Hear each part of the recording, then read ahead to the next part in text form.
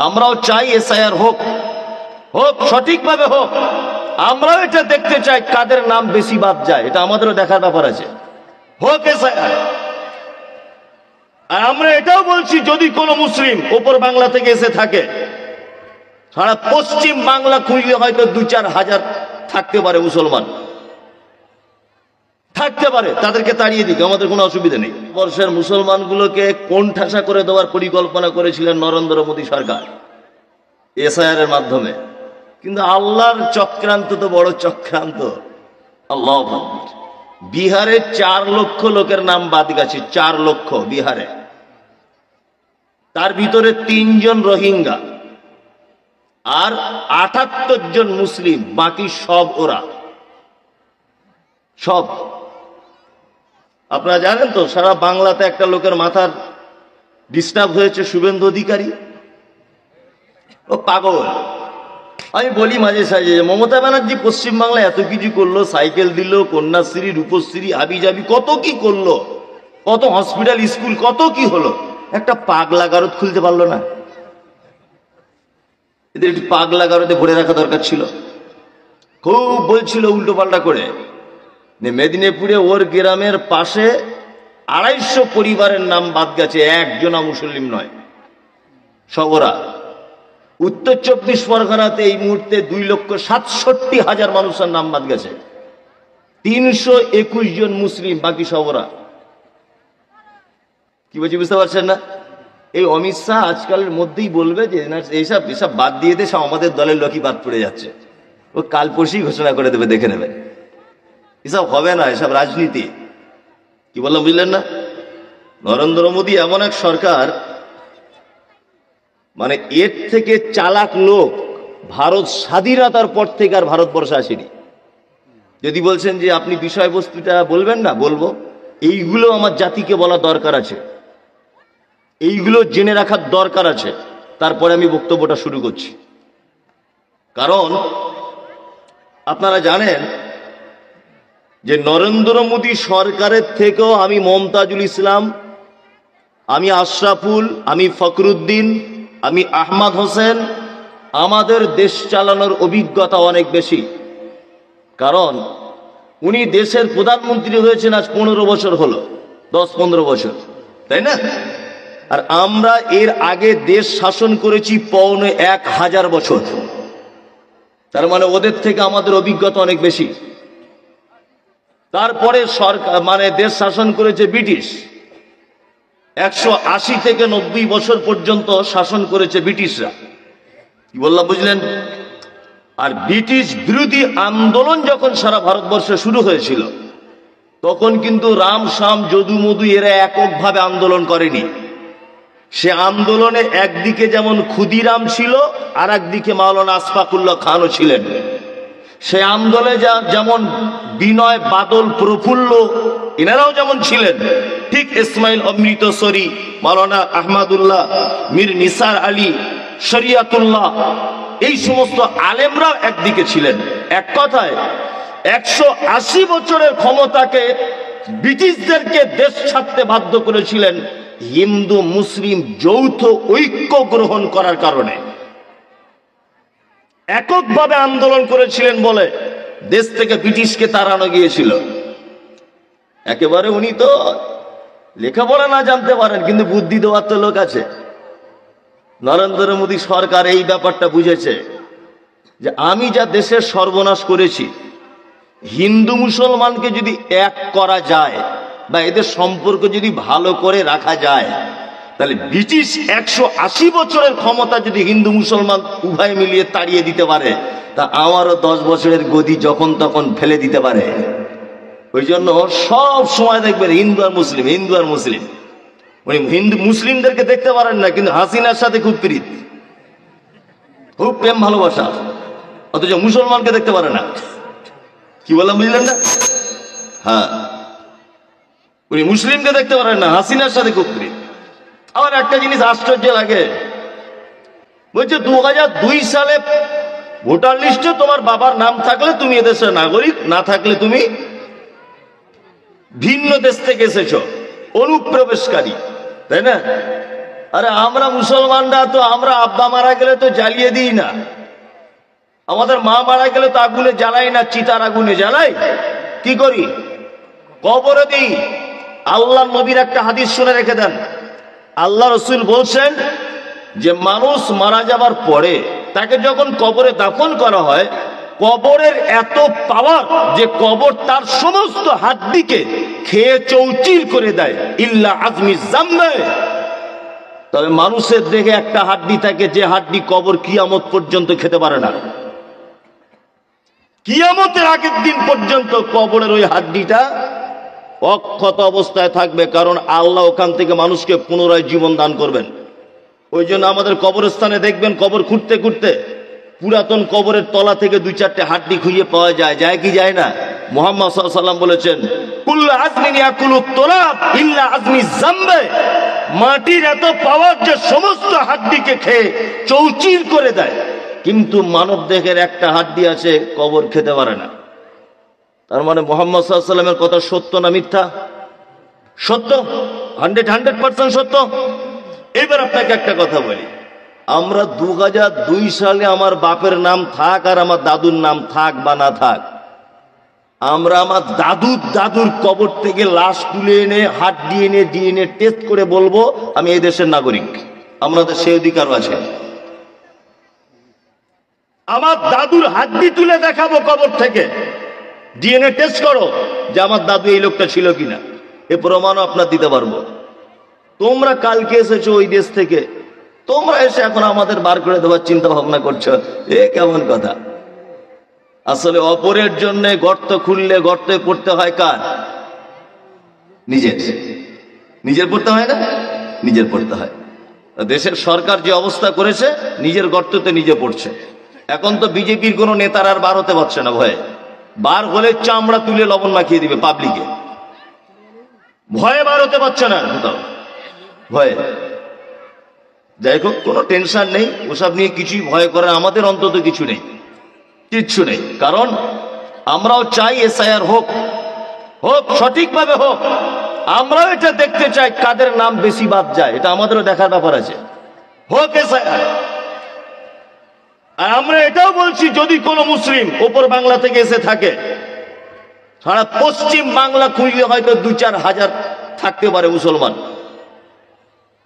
থাকতে পারে, তাদেরকে তাড়িয়ে দিক, আমাদের কোনো অসুবিধা নেই। ইসলাম এমন এক জীবন ব্যবস্থা, কুকুরের সাথে সৎ ব্যবহার করলে জান্নাত পাওয়া যায়, আর বিড়ালের সাথে অসৎ ব্যবহার করলে জাহান্নামে যাওয়া যায়। এটা এমন এক জীবন ব্যবস্থা, যে ধর্মে কুকুরের সঙ্গে ভালো ব্যবহার করার উপদেশ দেওয়া হয়, সেই জাতি কখনো সন্ত্রাসী হতে পারে? তারা কখনো খুনি হতে পারে? তারা কখনো জঙ্গি হতে পারে? তারা কখনো টেররিস্ট হতে পারে? হতে পারে না। আমাদের নাম দিয়ে নামটাকে খারাপ করার চিন্তা ভাবনা করছেন, কিন্তু আল্লাহ তো আছে চক্রান্তকারী। ইসলামটাকে মানে কালিমা যুক্ত করতে চাইছে না কিছু মানুষ, করছে কি করছে না? করছে। আপনারা দেখেছেন সোশ্যাল মিডিয়ার মাধ্যমে কিছুদিন আগে দক্ষিণ 24 পরগনার কাকদ্বীপে মা কালীর মূর্তির গলা ভেঙে দেওয়া হয়েছিল, দেখেছেন সোশ্যাল মিডিয়ায়? হ্যাঁ। আর শুভেন্দু অধিকারী বারবার বলছিলেন মুসলমান জেহাদিরা এই কাজ করেছে, কিন্তু ধরা পড়েছে তার নাম নারায়ণ হালদার, মুসলিম নয়। আপনারা জানেন কিছুদিন আগে বেলডাঙ্গাতে হিন্দু মুসলিম একটা সাম্প্রদায়িক দাঙ্গা বেঁধেছিল।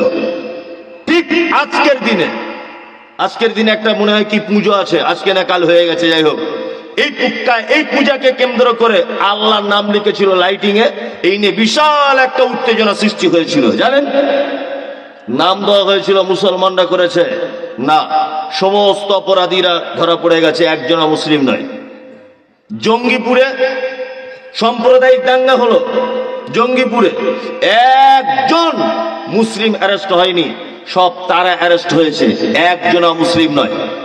আপনারা জানেন সবথেকে ঐতিহাসিক ব্যাপার, বহরমপুরে ঝাড়খণ্ডের একটা মেয়ে বহরমপুরে ডাক্তার দেখাতে যাচ্ছিল, রাত 2টোর সময় খাগড়াগড় স্টেশনে নেমেছে। দুটোর সময়তে মেয়েটা স্টেশন থেকে তার মায়ের অনুমতি নিয়ে ফাঁকা মাঠে গেছে পেচ্ছাপ পায়খানা কিছু করতে, 4 জন যুবক তাকে ধর্ষণ করে তার লজ্জাস্থানটাকে 4টে 5টা টুকরো করে কেটে দেওয়া হয়েছিল। সেই সময় বহরমপুরকে কেন্দ্র করে বলা হচ্ছিল এগুলো করেছে মুসলমানরা। 4 জনকে বহরমপুর কোর্ট ফাঁসি রায় দিয়েছে 3 মাস আগে। 4 জনাই মুসলিম নয়, কেউ মুসলিম নয়। আপনারা জানেন যে বনগাঁ স্টেশনে, উত্তর 24 পরগনা বনগাঁ স্টেশনে একজন দাড়িওয়ালা টুপিওয়ালা পাঞ্জাবিওয়ালা লোক পাকিস্তানের পতাকা টাঙাচ্ছিলেন স্টেশনের প্ল্যাটফর্মে। পুলিশ তাকে অ্যারেস্ট করে মুসলিম মনে করে। পরবর্তীতে প্রমাণ হয় ও আরএসএস এর একটা গুপ্তচর, ও মুসলিম নয়, নকল দাড়ি আর পাঞ্জাবি পরে মুসলিমদেরকে অপমান করার জন্য কাজ করতে উঠেছিলেন। সেও ধরা পড়েছে, জাতিতে মুসলিম নয়, মুসলিম নয়। তাহলে মুসলিম যদি খুনি হবে, মুসলিমরা যদি সন্ত্রাসী হবে, মুসলিম মানে যদি আতঙ্কবাদ হবে, তাহলে এই দেশের মাটিতে 1000 বছর আমরা শাসন করেছি। আপনারা জানেন শিয়ালদা রেল স্টেশনে ঢোকার আগে একটা স্টেশন আছে, তার নাম দক্ষিণেশ্বর। এই দক্ষিণেশ্বর একটা মন্দির আছে, মন্দিরটার বয়স প্রায় 450 বছরের কাছাকাছি। 450 বছর, 450 বছর আগে এদের শাসন করেছিল কারা? মুসলমানরা। তা আমরা যদি কখনো অমুসলিমদের বিরোধিতা করি বা তাদের সঙ্গে সম্পর্ক নষ্ট করি, তাহলে ওই মন্দিরটা আজ টিকে থাকতো না, থাকতো না। সারা পৃথিবীর ইতিহাসের একটা ছেঁড়া পৃষ্ঠারে প্রমাণ করা যাবে না যে সারা পৃথিবীর মুসলমানরা কোন জায়গায় অন্য ধর্মের মানুষদের উপর আঘাত করেছে, এটা প্রমাণ নেই। কিন্তু আমরা এটা জোর গলায় বলতে পারি আমাদের বাবরি মসজিদকে কেড়ে নেওয়া হয়েছে। আমরা এটা জোর গলাতে বলতে পারি তাজমহল কেড়ে নেওয়ার পরিকল্পনা হচ্ছে।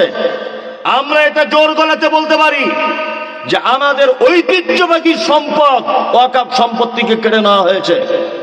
আমরা এটা জোর গলাতে বলতে পারি দেওবন্দ মাদ্রাসা বন্ধ করে দেওয়ার হুমকি দেওয়া হচ্ছে। আমরা এটা জোর করে বলতে পারি অজস্র মাদ্রাসা মসজিদ পরিকল্পিতভাবে বন্ধ করে দেওয়ার চক্রান্ত চালাচ্ছে। সারা পৃথিবীর ইতিহাস আপনি দেখেন, সারা পৃথিবীর ইতিহাসের সব থেকে বড় খুনি তার নাম হিটলার। 60 লক্ষ ইহুদিকে হত্যা করেছে। তারপরে দ্বিতীয় পর্যায়ে সারা পৃথিবীর সব থেকে বড় খুনি নরেন্দ্র মোদী সরকার। গুজরাটের মাটিতে অসংখ্য মানুষকে হত্যা করেছে, ফায়জালাবাদে অসংখ্য মানুষকে হত্যা করেছে, দিল্লির কিছুদিন আগে অসংখ্য মানুষকে হত্যা চালিয়েছে, ত্রিপুরাতে অসংখ্য মানুষকে হত্যা করেছে। সারা পৃথিবীর ইতিহাস যদি লেখা হয় পরের জন্মে, তাহলে পৃথিবীর 1 নম্বর বড় খুনি হিটলার, তারপরে নরেন্দ্র মোদীর নাম থাকবে। ওনার থেকে বড় খুনি আর দ্বিতীয় পর্যায়ে ভারতবর্ষের মাটিতে কেউ নেই। এত মানুষকে হত্যা করেছে গুজরাটের সময়, গুজরাটের দাঙ্গা লাগিয়ে। আজকে ইসলামকে বলা হয় খুনি, ইসলামকে বলা হয় সন্ত্রাস। একটা প্রমাণ করো যে মুসলমানরা অন্য ধর্মের উপর আঘাত করেছে, একটা প্রমাণ বার করো সারা ভারতবর্ষ থেকে। আর আমরা প্রমাণ বার করতে পারবো তোমরা কত সর্বনাশ করেছো। আপনি অবাক হচ্ছেন না? আমি কিছু কিছু কথা বলি। বাবরি মসজিদ সম্পর্কে তথ্য দেওয়া হচ্ছে, বাবরি মসজিদ সম্পর্কে বলছে এখানে রামের জন্ম হয়েছিল, মুসলমানরা ক্ষমতায় থাকার সময়তে মন্দিরটাকে ভেঙে বাবরি মসজিদ তৈরি করেছিল বলছে। তারপরে মসজিদটাকে পরিকল্পনা করে ভেঙে দেওয়ার চক্রান্ত হয়ে গেল। আমি একটা কথা শুধু জানতে ইচ্ছা করে, আমি তো কথা বলছি এখন আপনাদের সামনে না, সোশ্যাল মিডিয়াতে লাখ লাখ লোকে কথা শুনবে, সবাই চাচ্ছে, এটা আমার চ্যালেঞ্জ থাকলো। পৃথিবীতে জন্ম যার আছে মৃত্যু আছে তার। কাজী নজরুল জন্ম ছিলেন, মৃত্যুর ডেট খুঁজে পাওয়া যায়। রবীন্দ্রনাথ ঠাকুর বিশ্বকবি, জন্মের ডেট পাওয়া যায়, মৃত্যুরও ডেট পাওয়া যায়। মাইকেল মধুসূদন দত্ত জন্ম হয়েছে, তার জন্ম তারিখ পাওয়া যায়, মৃত্যুর তারিখ খুঁজে পাওয়া যায়। রামের জন্ম হয়েছে, রাম মন্দিরে ইতিহাস লেখা হলো। রামের মৃত্যু হয়েছে, কোথায় ইতিহাস লেখা হলো না। সারা ভারতবর্ষের মাটিতে একটা চটি বয়েও রামের কোথায় মৃত্যু হয়েছে ইতিহাস লেখা হয়নি। কারণ কি? কারণ এটাই, কারণ বলতে গেলে বলবে ভগবান কোনোদিন মরে? ভগবান যদি না মরবে, ভগবান তো মায়ের পেট থেকে জন্ম হয়েছে, তা যার জন্ম আছে তার মৃত্যু আছে না নেই? আচ্ছা, তা নিশ্চয় রামের জন্ম হয়েছে, বাবরি মসজিদ ইতিহাস পাওয়া গেল, রামের মৃত্যু হয়েছে কোথায় ইতিহাসকে বলবে? আমি মমতাজুল ইসলাম, আমার স্ত্রীর পেটে বাচ্চা। আচ্ছা বলুন তো, আমার স্ত্রীর পেটে যন্ত্রণা শুরু হয়ে গেলে মসজিদে যাবে বাচ্চা জন্ম দিতে, না হসপিটালে যাবে? হসপিটালে যাবে, কারণ মসজিদ পবিত্র জায়গা। কোন হিন্দু মেয়ের যদি প্রস্রাব বেদনা শুরু হয়, সে মন্দিরে ঢুকবে না হাসপাতালে যাবে? হাসপাতালে যাবে, মন্দিরে যাবে না। আমার জানতে ইচ্ছা করছে, রামের মা যখন গর্ভবতী ছিলেন, বা রাম যখন মায়ের পেটে ছিল, ওর মা দুনিয়ার কোনো জায়গা পেল না, মন্দিরের ভিতরে বাচ্চা জন্ম দিতে ঢুকেছিল? আর কোনো জায়গায় জায়গা পায়নি? কি আশ্চর্য ব্যাপার! আল্লাহু আকবার। তার মানে এটা যুক্তি তো ভুল। আপনারা জানেন যে আমাদেরকে কত সর্বনাশ করা হয়েছে সারা ভারতবর্ষের মুসলিমকে, এগুলো জেনে রাখা দরকার। সারা ভারতবর্ষের ইতিহাসে ঐতিহাসিক ক্ষতি করেছেন এই সরকার। তার একটা কথা আপনাকে বলে দিই, এগুলো জেনে রাখলে ভালো হবে, তর্ক বিতর্ক হলে বলতে পারবেন আপনি। সেটা কি? আমাদের মুসলিমদের ওয়াকফের কিছু সম্পত্তি ছিল, ওয়াকফ সম্পত্তি ছিল। ব্রিটিশ সরকার পর্যন্ত এই সম্পত্তিতে হস্তক্ষেপ করতে পারেনি, ব্রিটিশরা পর্যন্ত এই সম্পত্তিতে হস্তক্ষেপ করতে পারেনি। 1947 সালে 15 আগস্টে যখন দেশ স্বাধীনতা লাভ করে, 1957 সালে কংগ্রেসের পিরিয়ডে এই সম্পত্তিটাকে হেফাজত করার জন্য একটা বোর্ড গঠন করা হয়েছিল, যে বোর্ডের মাধ্যমে সম্পত্তিটা কি করা হবে? নিয়ন্ত্রণ করা হবে। এতদিন পর্যন্ত 2024 সাল পর্যন্ত এই সম্পত্তিগুলো একটা বোর্ড দ্বারাতে নিয়ন্ত্রিত হচ্ছিল। কি বললাম বুঝলেন? সারা ভারতবর্ষের দ্বিতীয় বৃহত্তম সম্পদ হচ্ছে মুসলিমদের ওয়াকফের সম্পত্তি। সারা পশ্চিম বাংলাতে যে মুসলিম ওয়াকফের সম্পত্তি আছে, তার বাৎসরিক ইনকাম হয় 8,000 কোটি টাকা। 8,000 কোটি টাকা পশ্চিম বাংলাতে যে ওয়াকফ সম্পত্তি আছে। সারা ভারতবর্ষের কতগুলো আছে তাহলে এগুলো ভাবা যাবে? ভাবনার বাইরে নয়, বাইরে। 8,000 কোটি টাকা শুধু পশ্চিম বাংলার ওয়াকফ সম্পত্তির টাকার ইনকাম। মমতা ব্যানার্জি সরকার 30,000 ইমামকে বেতন দেয়, 230 কোটি টাকার বেতন দেয়, 230 কোটি টাকার বেতন ইমাম আর মুয়াজ্জিনকে। বাকি প্রায় 580 কোটি টাকা কোথায়? কে তদন্ত করবে? এত সম্পত্তি সারা কলকাতার মাটিতে। আপনি গুগলে সার্চ করে দেখুন সারা কলকাতা কার। যারা বড় বড় লেকচার মারছে কলকাতায় বসে, সমস্ত কলকাতার ইতিহাস গুগলে সার্চ করুন, এখনই করুন, প্রমাণ হয়ে যাবে। কলকাতার সব থেকে বড় আবহাওয়া দপ্তর হচ্ছে আলিপুর আবহাওয়া দপ্তর, তাই না? মুসলমানদের সম্পত্তির উপরে অবস্থিত। আপনারা জানেন কলকাতায় ইস্ট বেঙ্গল মোহনবাগান ক্লাব মুসলিমদের ওয়াকফ সম্পত্তিতে অবস্থিত। শহীদ মিনার ওয়াকফ সম্পত্তিতে অবস্থিত। টিপু সুলতান মসজিদ ওয়াকফ সম্পত্তিতে অবস্থিত। নাখোদা মসজিদ, কলুটালা, সমস্তটা মুসলিমদের ওয়াকফ সম্পত্তিতে অবস্থিত। আপনারা যারা প্লেনে করে দমদমে গেছেন, দমদম থেকে প্লেনে গেছেন, আপনাদেরকে বলে রাখছি, এয়ারপোর্টের 2.5 নম্বর থেকে বনগা রোডের ডান দিকে এয়ারপোর্টের ভিতরে তাকিয়ে দেখবেন একটা মসজিদ আছে। পাঁচিলের ভিতরে মসজিদ ভাঙার রাইট নেই। তাহলে পাঁচিলের ভিতরে মসজিদ আছে মানে ওখানে নিশ্চয় কোনো মুসলিম জাতিরা বসবাস করত, এই কারণে মসজিদ হয়েছিল, তাই না? তাদেরকে তাড়িয়ে দেওয়া হয়েছিল। সেই মসজিদ আদৌ এয়ারপোর্টের ভিতরে আছে। আপনারা জানেন যে কলকাতা একটা জায়গায় সিনেমা তৈরি করা হয়, তার নাম টালিগঞ্জ। এর ইতিহাস বলছে জায়গাটার নাম হচ্ছে টি আলীগঞ্জ, যার ফুল ফর্ম হচ্ছে তাহের আলীগঞ্জ। 750 বিঘা জমি মুসলিমদের ওয়াকফের সম্পত্তি রয়েছে। কলকাতার হাইকোর্ট ওয়াকফ সম্পত্তির উপর অবস্থান করছে বর্তমানে। সারা কলকাতার মাটি ইতিহাস বলছে মুসলিমদের ওয়াকফের সম্পত্তি। আমাদের এত কিছু থাকার পরেও আমাদেরকে এসআইআর করে প্রমাণ করতে হবে আমরা দেশের নাগরিক কিনা। আমাদের প্রমাণ করতে হবে। তাজমহল, ওই আপনার হাজারদুয়ারি, লালকেল্লা, দিল্লি জামে মসজিদ, সমস্ত কিছু মুসলমানদের ঐতিহ্য সারা ভারতবর্ষে। আর আমাদের প্রমাণ করতে হবে এসআইআর করে আমরা দেশের নাগরিক কিনা। মানে ঝাঁটা খাওয়ার দিন এসেছে, বুঝলেন না? হাসিনা খুব বাড়াবাড়ি করছিল বাংলাদেশে, বাড়াবাড়ি করছিল না? খুব বাড়াবাড়ি করছিল। আলেম ওলামাদের ধরে জেল দিচ্ছিল, ফাঁসি দিয়ে দিচ্ছিল, আয়না ঘরে রাখছিল, তাই না? আল্লাহর ফয়সালা এমন হয়েছে, রাতারাত্রিতে ভারত পালাতে রাস্তা পেল না। আলহামদুলিল্লাহ 2 দিন আগে হাসিনা ফাঁসির রায় দিয়েছে। দেখতে পেয়েছেন আপনারা? ফাঁসির রায় দিয়ে দিয়েছে। ইসলামের বিরুদ্ধে যারাই পদক্ষেপ গ্রহণ করেছে তারা পৃথিবীতে টিকতে পারেনি। ফেরাউন টিকতে পারেনি, নমরুদ টিকতে পারেনি, হাসিনা টিকতে পারেনি, কেউ টিকতে পারেনি।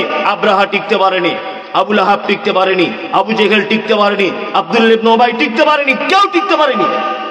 ইসলামের বিরুদ্ধে যারাই পদক্ষেপ গ্রহণ করেছে পৃথিবীর মাটিতে তারা কেউ টিকতে পারেনি। এ সরকারও টিকতে পারবে না, সময় লাগবে। আল্লাহর মার একটু দেরিতে হয়।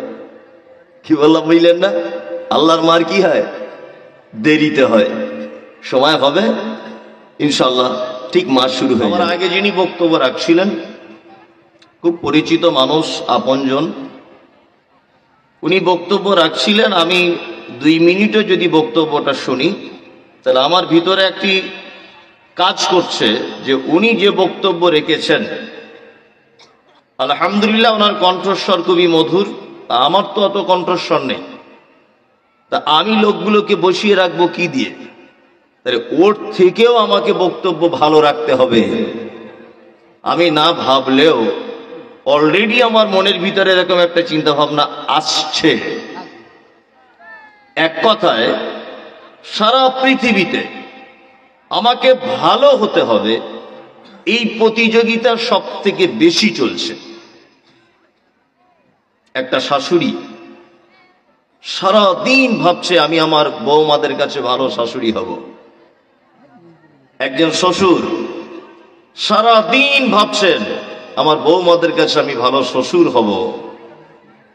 একজন স্ত্রী সারাদিন ভাবছেন আমি আমার স্বামীর কাছে আমি ভালো স্ত্রী হব। একজন স্কুল টিচার তিনি সারাদিন স্কুলে চিন্তা ভাবনা করেন আমি স্টুডেন্টদের কাছে খুব ভালো একজন শিক্ষক হব। ভালো আমাকে হতে হবে।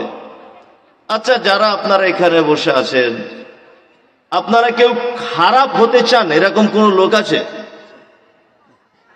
যে আমি আজকে থেকে খারাপ হয়ে যাব? কেউ নেই তো? কেউ নেই। আচ্ছা, আজকে থেকে আমি ভালো হব বা বাকি জীবনটা ভালো থাকবো ভালো হয়ে, এই আশা সবার আছে না? সবার আছে। তাহলে আমি যা বলেছি তাতে করে ঠিক যে সব থেকে বেশি প্রতিযোগিতা করে মানুষ ভালো হওয়ার জন্য, তাই না? এবার আপনাদেরকে একটা কথা বলি, পৃথিবীতে আপনাকে কোনো মানুষ যদি কখনো ভালো বলে তাহলে তার ভালো বলার পিছনে 2টি কারণ থাকে। কটি? 2টি।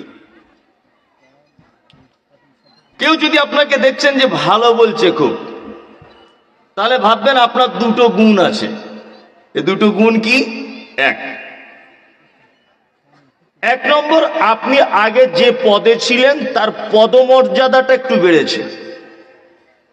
মানে আপনি আগে আন্ডার প্যান্ট পরে ঘুরতেন, গরু ছাগলেও কেউ আপনাকে চিনত না, লেখাপড়াও জানেন না, নাম টাম লিখতে পারেন না, কি করে এদিক ওদিক করে মমতা ব্যানার্জির পার্টির একটা টিকিট পেয়ে আপনি এমএলএ হয়েছেন।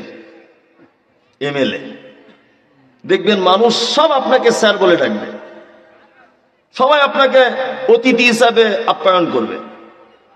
একজন স্কুল টিচার তিনিও দেখবেন স্যার বলে ডাকছে, অথচ নাম লিখতে পারে না, মাছ ব্যবসা করতে আগে। তাহলে আপনার এখন যে মানুষ ভালো বলছে তার একটা কারণ আপনার পদের মর্যাদাটা আছে, আপনার ভালো পদ আছে। তাই 2, আর একটা পজিশনে আপনাকে মানুষ ভালো বলবে। কি পজিশন? আপনার অর্থ যদি ভালো থাকে, টাকা যদি অনেক হয়। আপনি দেখুন, লোকটা ফুচকার ব্যবসা করত, কেউ চিনত না, হঠাৎ করে কিছুদিন আগে 25 কোটি টাকা পেয়েছে লটারিতে। টাকায় টাকা। আপনি দেখবেন ও সব জলসার প্রধান অতিথি, ও মসজিদের মোতাল্লি, ও মাদ্রাসার সেক্রেটারি, ও জলসা কমিটির দায়িত্বই, ও ঈদগাহের দায়িত্বই, সমস্ত ব্যাপারের দায়িত্ব ওকে দেওয়া হবে। আর এলাকায় ওর নাম হবে ও খুব ভালো লোক, তার মানে টাকা ওর অনেক বেশি। তাই আর তার প্রমাণ দেখুন আপনি, আপনারা 3 ভাই, আপনার বড় ভাইয়ের টাকা বেশি, আপনার মা দেখবেন আপনার বড় ভাইয়ের বেটাকে কোলে নিয়ে বেশি ঘোরে, আর ওর বৌমাকে বলে এটা আমার লক্ষ্মী বৌমা। আর আপনার বউ ভালো না, লক্ষ্মী বৌমা বলে কেন? জানে আমার বড় ছেলে অনেক টাকা আছে তাই। আমি মমতাজুল ইসলাম বিয়ে করেছি, আমি শ্বশুর বাড়িতে যাই, আমি সবজির ব্যবসা করি, কিন্তু আমার দাড়ি আছে, আমি পাঞ্জাবি পরে ঘুরি, হারাম এবং হালাল বেছে চলি, 5 ওয়াক্ত সালাত আদায় করি, তারপরেও আমার আরেকজন আমার শালীর বর আছে, সে জুয়ারি, মাতাল, বাটপার, চিটিংবাজ, চোর, কিন্তু টাকা অনেক বেশি। আমার শাশুড়িকে যদি জিজ্ঞাসা করা হয় তোমার কোন জামাই ভালো, তো চোরটা কি বলবো এই জামাইটা ভালো। কারণ কি বলুন তো? টাকা বেশি আছে তাই। তার মানে পৃথিবীর মানুষ আপনার অর্থ, আপনার ব্যক্তিত্ব, আপনার সম্ভ্রান্ত, আপনার পজিশন, আপনার পদমর্যাদা, আপনার অর্থ, এই সমস্ত দিকের দিকে তাকিয়ে আপনাকে ভালো সার্টিফিকেট দেবে, তাই না? আল্লাহ সুবহানাহু ওয়া তাআলা ভালো সার্টিফিকেট দিয়েছেন। আর পৃথিবীর মানুষ যদি আপনাকে ভালো যদি বলেও এতে কোনো উপকারও নেই, খারাপ বললে কোনো ক্ষতিও নেই। আমি বক্তব্য রাখলাম 2 ঘন্টা, আমি নেমে চলে যাচ্ছি, তা কিছু লোক বলছে সাংঘাতিক বক্তা। মানে এর থেকে আর বক্তা নেই জগতে, ভালো করে বুঝবেন। আচ্ছা, ও বললেও আমার কিছু হবে, না বললেও কিছু হবে, হবে না। আর আমি নেমেছি, তা কিছু লোক বলছে এত বাজে বক্তা, একে আবার কেউ আনে, ফালতু একদম হয়ে গেল জলসা। তুমি ফালতু বললেই কি না বললেই কি, আমার একদিনও ডেট ফাঁকা নেই। তার মানে তোমার বলাতে আমার কিছু যায় আসে না, তোমার ভালো বলাতেও আমার কিছু উপকার হয় না, তোমার খারাপ বলাতেও আমার কিছু হয় না। আচ্ছা বলুন, আল্লাহ যদি কাউকে ভালো বলে দেয় তাহলে তার কিছু হবে কি হবে না? হবে। কি হবে? একটা কিছু পুরস্কার পাওয়া যাবে। আর আল্লাহ যদি কাউকে মন্দ বলে দেয় তাহলে তো খারাপই আছে না? নেই, খারাপই আছে। আর পৃথিবীর মানুষের কাছে ভালো হওয়া খুব কঠিন, খুব কঠিন, কিন্তু ভালো হওয়া খুব সহজ। কার কাছে? আল্লাহর কাছে। টাকা নেই, আপনার স্ত্রী আপনার কথা শুনবে না। টাকা নেই, পঞ্চায়েত আপনার কথা শুনবে না। টাকা নেই, ছেলে মেয়ে আপনার কথা শুনবে না। ইনকাম কমে যাক, বৌমার আপনাকে বুড়ো বলে ডাকবে, আব্বা বলে ডাকবে না। টাকা কমে যাক, বেটারা আপনার নাম দেবে বুড়ো, আব্বা বলে পরিচয় দিতে চাইবে না। আপনার ইনকাম কমে যাক, ছেলেরা আপনাকে নিয়ে ফুটবলের মতো খেলবে, এ ছেলে বলবে আমি দেখবো না, ও বলবে আমি দেখবো না, এ বলবে আমি দেখবো, তাই না? কিন্তু আপনার পৃথিবীর কিছুই যদি না থাকে, টাকা নেই, ব্যক্তিত্ব নেই, সম্ভ্রান্ত নেই, পৃথিবীর কেউ আপনাকে 10 পয়সা দাম দিচ্ছে না, আপনি যদি ছেঁড়া কাপড়ে পেচ্ছাপ পায়খানা করা অবস্থায় হসপিটালের বেডে শুয়ে, পৃথিবীর কেউ যখন আপনার কথা শোনে না, আপনি যদি একবার আল্লাহকে ডেকে বলেন আল্লাহ আমি আব্দুল্লাহ, আমি এখন হসপিটালের বেডে শুয়ে আছি, ওয়াইজা সালাকা ইবাদি আন্নী ফাইন্নী করিব, তুমি শুধু একবার আমাকে ডাকো, আমাকে একবার শুধু স্মরণ করো, আমি তোমার নিকটেই আছি, তোমার নিকটেই আমি আছি, একবার ডাকো। সারা পৃথিবীতে আপনার ব্যক্তিত্ব কমে গেলে, যখন সবাই আলাদা হয়ে যায়, রাতের অন্ধকারেও যদি আপনি একবার আল্লাহকে ডাকেন, আল্লাহ আমি বড় বিপদে, হসপিটালের বেডে, ছেলে দেখতে আসছে না, মেয়ে দেখতে আসছে না, স্ত্রী দেখতে আসছে না, গ্রাম পঞ্চায়েত কথা শুনছে না, প্রধান কথা শুনছে না, আত্মীয় স্বজন দূরে চলে যাচ্ছে, একবার পেচ্ছাপ পায়খানা অবস্থায় হলেও আপনি যদি গভীর রাত্রে একবার আল্লাহকে ডাকেন, তাহলে আপনার ডাকে সহজে সাড়া দেবে কে? আল্লাহ। তাহলে তার কাছে আপন হওয়া দরকার আছে না নেই? তার কাছে ভালো হওয়ার দরকার আছে না নেই? আছে। আল্লাহ কাদেরকে ভালো বলছেন? পৃথিবীর মানুষ আপনার ভালো সার্টিফিকেট দিতে পারবে, দেখছেন না সারা বাংলা জুড়ে কি অবস্থা চলছে? একটা ছেলে উচ্চ শিক্ষিত, মাস্টার্স করেছে, ইঞ্জিনিয়ার, ব্যারিস্টার, উকিল, মোক্তার, হাকিম, বড় বড় ডিগ্রি। আপনি যে উকিল হয়েছেন তার সার্টিফিকেট পাবেন, আপনি মাস্টার্স করেছেন তার সার্টিফিকেট পাবেন, আপনি ইঞ্জিনিয়ার হয়েছেন তার সার্টিফিকেট দেওয়া হবে। কিন্তু যখন আপনি পুরস্কার হিসেবে কিছু চাইবেন, যে এতদিন পড়াশোনা করে ইঞ্জিনিয়ার হলাম, আমায় কিছু দাও, তখন সরকার বলছে তোমরা চপ শিল্প করো, চপ বিক্রি করো। কোনো কাজকর্ম কিছু নেই, সাদা তেল কেনো, একটা গ্যাসের ওভেন কেনো, আর বেসন কিনে চপ বিক্রি করো। কাজ নেই, সার্টিফিকেট দিতে পারবে। আমার আল্লাহ সুবহানাহু ওয়া তাআলা ভালো মানুষের সার্টিফিকেট দিচ্ছেন, তাদের গুণ বলছেন। ইন্নাল্লাযীনা আমানু ওয়া আমিলুস সালিহাত, আল্লাহ বলছে নিশ্চয়ই যারা ঈমান আনে আমার প্রতি, ওয়া আমিলুস সালিহাত, এবং যারা সৎ কর্ম সম্পূর্ণ করে, উলাইকা হুম খায়রুল বারিয়া, জগতে যত সৃষ্টি জীব আছে ওই ব্যক্তি শ্রেষ্ঠ। খায়রুল বারিয়া মানে জগৎ সমূহে যত ভালো জিনিস আছে তার ভিতরে ওই লোক উত্তম। দুটো কাজ যে করে, ইন্নাল্লাযীনা আমানু ওয়া আমিলুস সালিহাত, ঈমান আনবে, ভালো কাজ করবে, উলাইকা হুম খায়রুল বারিয়া, আল্লাহ বলছে ও হচ্ছে উত্তম ব্যক্তি, জগতের মধ্যে উত্তম ব্যক্তি। শুধু উত্তম ব্যক্তি সার্টিফিকেট দিয়ে আল্লাহ সুবহানাহু ওয়া তাআলা থেমে গেলেন না, তিনি বলছেন জাযাউকুম ইনদা রাব্বিকুম, আমার পক্ষ থেকে রয়েছে তাদের জন্য প্রতিদান, জান্নাতু আদনিন, চিরস্থায়ী জান্নাত, তাজরি মিন তাহতিহাল আনহার, যার পাদদেশে প্রবাহমান ঝর্ণা, খালিদিনা ফিহা আবাদা, এবং চিরস্থায়ী তারা ওই জান্নাতের ভিতর অবস্থান করবে। রাদিয়াল্লাহু আনহুম, আল্লাহ বলছে তাদের উপরে আমি রাজি, খুশি, সন্তুষ্ট। ওয়ারাজু আনহু, তারাও আমার উপরে সন্তুষ্ট। যালিকা লিমান খাশিয়া রাব্বা, এই কারণে উভয়ের পক্ষে আমরা সন্তুষ্ট যে তারা শুধু আমাকে ভয় করে চলতে, এই কারণে। এটা কোরআনের বাংলা অনুবাদ করলাম। এই আয়াতটারে একটু ঘষা মাজা করা যাক। কি বলছি বুঝতে পারছেন না? আপনাদের মনে কোনো খুশি খুশি ভাব নেই, কি ব্যাপার? এসআইআর এর ভয় করছেন নাকি? এসআইআর এর ভয় করছেন? আমার কথা শুনছেন, আমার অনেক মানুষ ভয়ও করছেন, কি হবে কি হবে কি হবে, তাই না? তবে একটা কথা মাথায় রাখবেন, মাঝখানে বলে দিই, কিছুই হবে না। ঘর মে আগ লাগি হ্যায় ঘর হি কি চিরাগ সে, একটা কথা আছে, ঘর মে আগ লাগি হ্যায় ঘর হি কি চিরাগ সে। আপনার বাড়িতে যদি আগুন লেগে যায়, তা ও আগুন আমি কলকাতা থেকে লাগাতে আসবো না।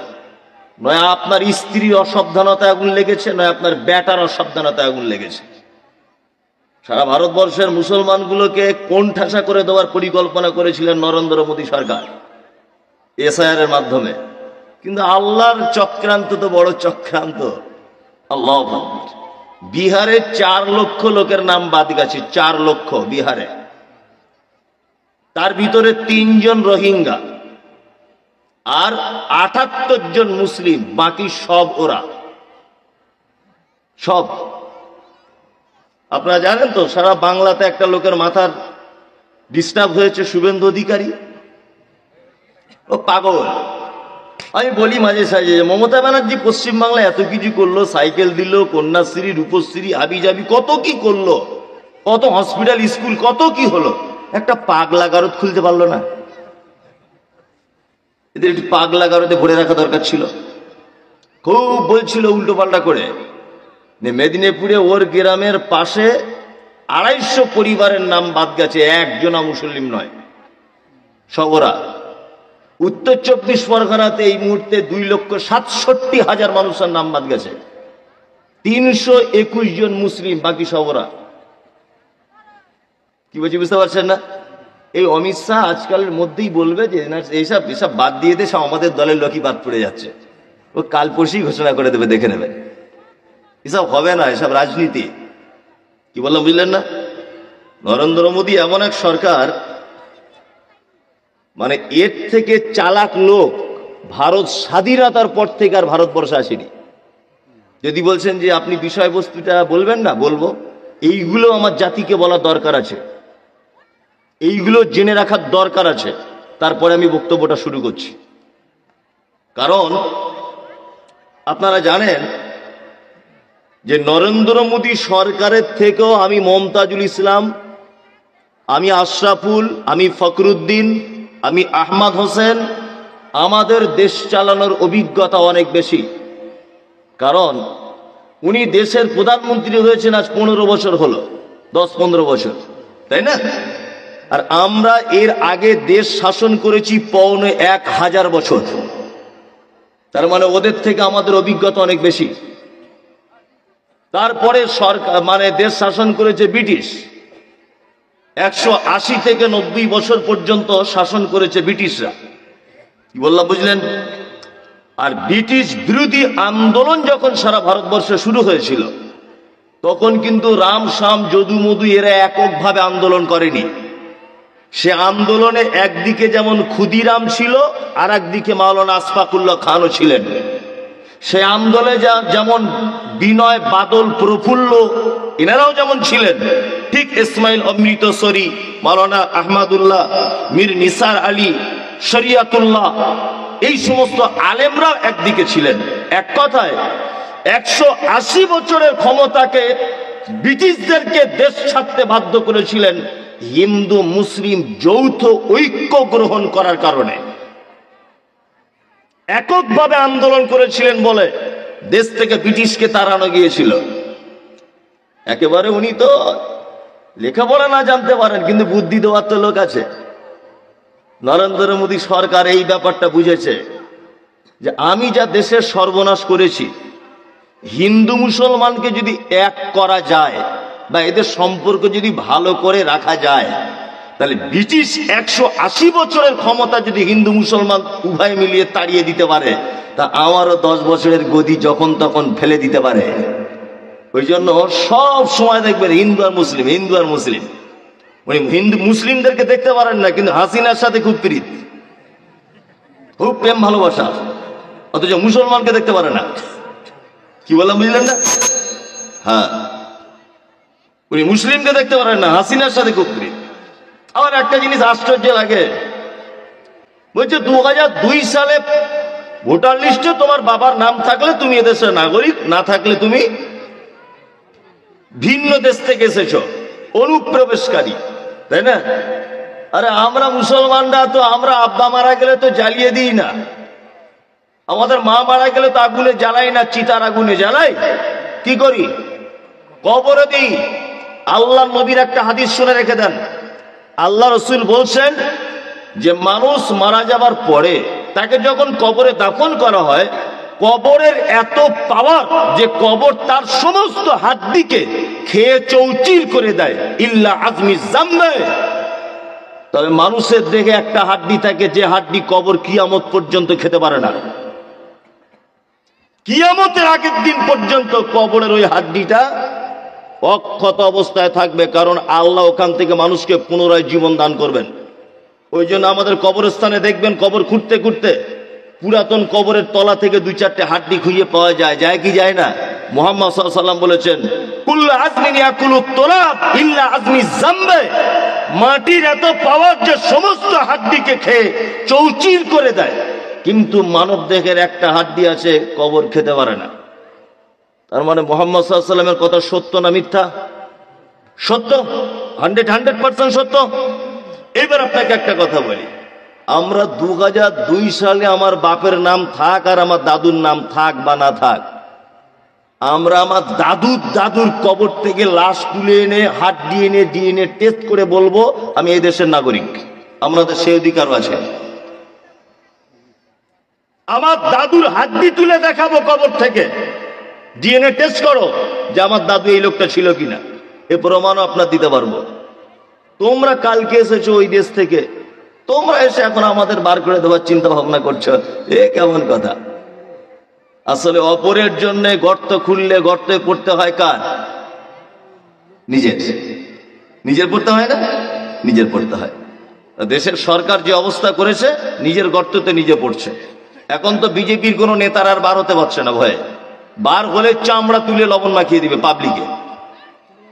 ভয়ে বার হতে পারছে না কোথাও, ভয়ে।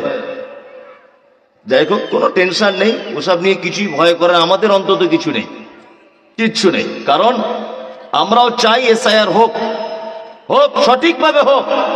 আমরাও এটা দেখতে চাই কাদের নাম বেশি বাদ যায়, এটা আমাদেরও দেখার ব্যাপার আছে। হোক এসআইআর। আর আমরা এটাও বলছি, যদি কোনো মুসলিম ওপর বাংলা থেকে এসে থাকে, সারা পশ্চিম বাংলা খুঁজলে হয়তো 2-4 হাজার থাকতে পারে মুসলমান, থাকতে পারে, তাদেরকে তাড়িয়ে দিক, আমাদের কোনো অসুবিধা নেই, কোনো অসুবিধা নেই, কোনো ভয় নেই, চিন্তা নেই। আল্লাহ সুবহানাহু ওয়া তাআলা অত্র আয়াতে ভালো মানুষের পরিচয় দিতে গিয়ে দুটো কথা বললেন। কটা? দুটো। এক, আমার প্রতি ঈমান রাখতে হবে, আর 2, কিছু ভালো কাজ করতে হবে। এবার আপনাদেরকে একটা কথা ভালো করে বলছি, শুনে রেখে দেন। আমরা মনে করি শুধু ভালো কাজ মানে নামাজ পড়া, ভালো কাজ মানে রোজা করা, তাই না? ভালো কাজ মানে যাকাত দেওয়া, ভালো কাজ মানে 5 লাখ টাকা খরচা করে হজ করা, এগুলো আমরা ভালো কাজ মনে করি। করি কি করি না? করি। কিন্তু আপনি কি এটা জানেন যে ইসলাম এমন এক জীবন ব্যবস্থা, আপনি যদি একটা বিড়ালের সঙ্গে ভালো আচরণ করেন, বিড়াল, একটা কুকুরের সাথে যদি আপনি ভালো ব্যবহার করেন, তারও বিনিময় আমার আল্লাহ দেন। জানা আছে? দেখুন, আপনাকে বলি, এখনই মনে হবে, একজন পতিতালয়ের নারী দেহ ব্যবসা করে। এই নারীটা রাস্তা দিয়ে হেঁটে হেঁটে যাচ্ছিল, ঘটনা সবার জানা।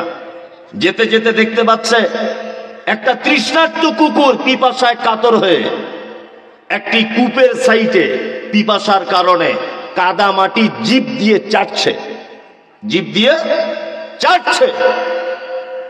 মহিলাটার মনে দয়া হলো, সে তার কাপড় দিয়ে পায়ের মোজাটা খুলে মোজা করে কূপ থেকে একটু পানি তুললেন, তোলার পরে কুকুরটাকে পান করালেন। বলুন তো, মহিলাটা ক্ষমা পেয়েছিলেন কি পাননি?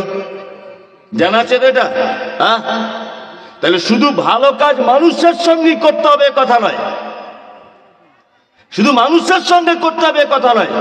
আপনি কুকুর শ্রীকালের সাথেও যদি ভালো কাজ করেন, ভালো আচরণ করেন, তার বিনিময় দেবে কে?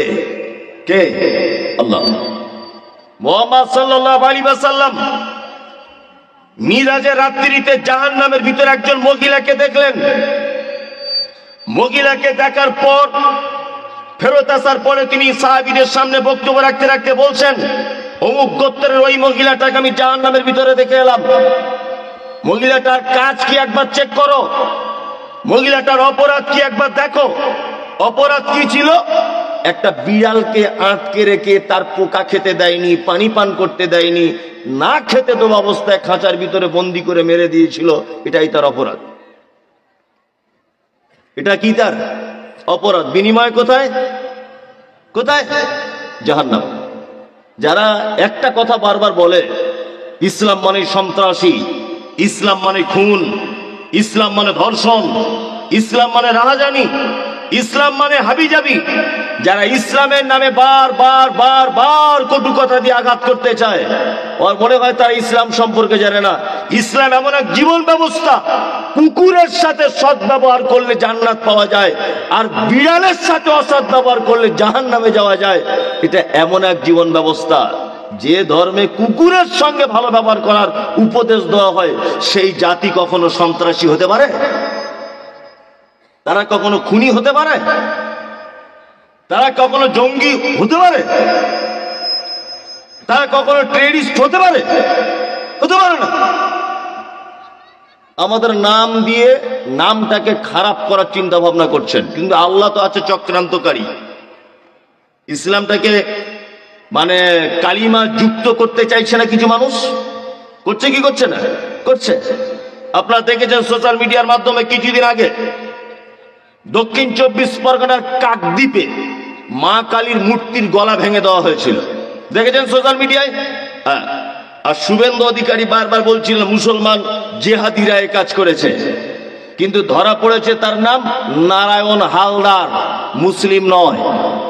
আপনারা জানেন কিছুদিন আগে বেলডাঙ্গাতে হিন্দু মুসলিম একটা সাম্প্রদায়িক দাঙ্গা বেঁধেছিল। ঠিক আজকের দিনে একটা মনে হয় কি পুজো আছে, আজকে না কাল হয়ে গেছে, যাই হোক, এই পুক্কায় এই পূজাকে কেন্দ্র করে আল্লাহর নাম লিখেছিল লাইটিং এ। এই নিয়ে বিশাল একটা উত্তেজনা সৃষ্টি হয়েছিল জানেন। নাম দেওয়া হয়েছিল মুসলমানরা করেছে, না, সমস্ত অপরাধীরা ধরা পড়ে গেছে, একজন মুসলিম নয়। জঙ্গিপুরে সাম্প্রদায়িক দাঙ্গা হলো, জঙ্গিপুরে একজন মুসলিম অ্যারেস্ট হয়নি, সব তারা অ্যারেস্ট হয়েছে, একজন মুসলিম নয়। আপনারা জানেন সবথেকে ঐতিহাসিক ব্যাপার, বহরমপুরে ঝাড়খণ্ডের একটা মেয়ে বহরমপুরে ডাক্তার দেখাতে যাচ্ছিল, রাত 2টোর সময় খাগড়াগড় স্টেশনে নেমেছে। 2টোর সময়তে মেয়েটা স্টেশন থেকে তার মায়ের অনুমতি নিয়ে ফাঁকা মাঠে গেছে পেচ্ছাপ পায়খানা কিছু করতে। 4জন যুবক তাকে ধর্ষণ করে তার লজ্জাস্থানটাকে 4টে-5টা টুকরো করে কেটে দেওয়া হয়েছিল। সেই সময় বহরমপুরকে কেন্দ্র করে বলা হচ্ছিল এগুলো করেছে মুসলমানরা। 4 জনকে বহরমপুর কোর্ট ফাঁসি রায় দিয়েছে 3 মাস আগে। 4 জনাই মুসলিম নয়, কেউ মুসলিম নয়। আপনারা জানেন যে বনগা স্টেশনে, উত্তর 24 পরগনা বনগা স্টেশনে একজন দাড়িওয়ালা টুপিওয়ালা পাঞ্জাবিওয়ালা লোক পাকিস্তানের পতাকা টাঙাচ্ছিলেন স্টেশনের প্ল্যাটফর্মে। পুলিশ তাকে অ্যারেস্ট করে মুসলিম মনে করে। পরবর্তীতে প্রমাণ হয় ও আরএসএস এর একটা গুপ্তচর, ও মুসলিম নয়, নকল দাড়ি আর পাঞ্জাবি পরে মুসলিমদেরকে অপমান করার জন্য কাজ করতে উঠেছিলেন। সেও ধরা পড়েছে, জাতিতে মুসলিম নয়, মুসলিম নয়। তাহলে মুসলিম যদি খুনি হবে, মুসলিমরা যদি সন্ত্রাসী হবে, মুসলিম মানে যদি আতঙ্কবাদ হবে, তাহলে এই দেশের মাটিতে 1000 বছর আমরা শাসন করেছি। আপনারা জানেন শিয়ালদা রেল স্টেশনে ঢোকার আগে একটা স্টেশন আছে, তার নাম দক্ষিণেশ্বর। এই দক্ষিণেশ্বর একটা মন্দির আছে, মন্দিরটার বয়স প্রায় 450 বছরের কাছাকাছি। 450 বছর, 450 বছর আগে এদের শাসন করেছিল কারা? মুসলমানরা। তা আমরা যদি কখনো অমুসলিমদের বিরোধিতা করি বা তাদের সঙ্গে সম্পর্ক নষ্ট করি, তাহলে ওই মন্দিরটা আজ টিকে থাকতো না, থাকতো না।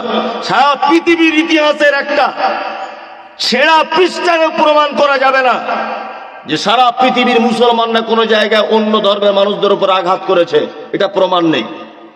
কিন্তু আমরা এটা জোর গলায় বলতে পারি আমাদের বাবরি মসজিদকে কেড়ে নেওয়া হয়েছে।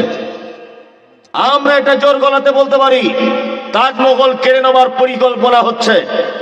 আমরা এটা জোর গলাতে বলতে পারি যে আমাদের ঐতিহ্যবাহী সম্পদ ওয়াকফ সম্পত্তিকে কেড়ে নেওয়া হয়েছে। আমরা এটা জোর গলাতে বলতে পারি দেওবন্দ মাদ্রাসা বন্ধ করে দেওয়ার হুমকি দেওয়া হচ্ছে।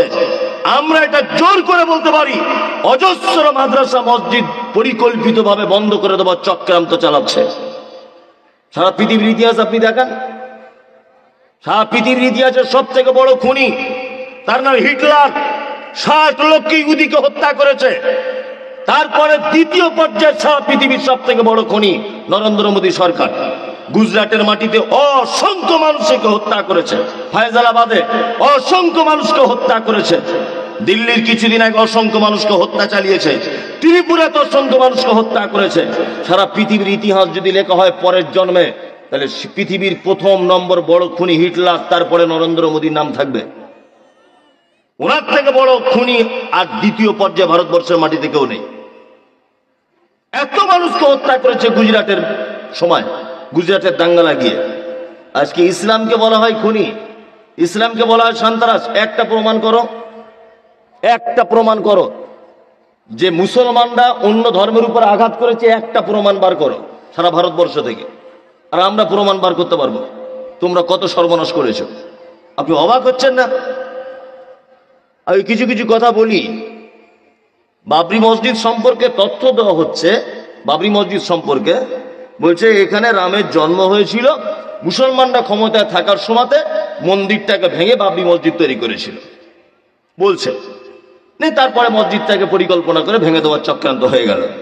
আমি একটা কথা শুধু জানতে ইচ্ছা করে, আমি তো কথা বলছি এখন আপনাদের সামনে না, সোশ্যাল মিডিয়াতে লাখ লাখ লোকে কথা শুনবে, সবাই কাছে এটা আমার চ্যালেঞ্জ থাকলো। পৃথিবীতে জন্ম যার আছে মৃত্যু আছে তার।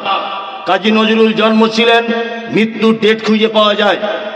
রবীন্দ্রনাথ ঠাকুর বিশ্বকবি, জন্মের ডেট পাওয়া যায়, মৃত্যুরও ডেট পাওয়া যায়। মাইকেল মধুসূদন দত্ত জন্ম হয়েছে, তার জন্ম তারিখ পাওয়া যায়, মৃত্যুর তারিখ খুঁজে পাওয়া যায়।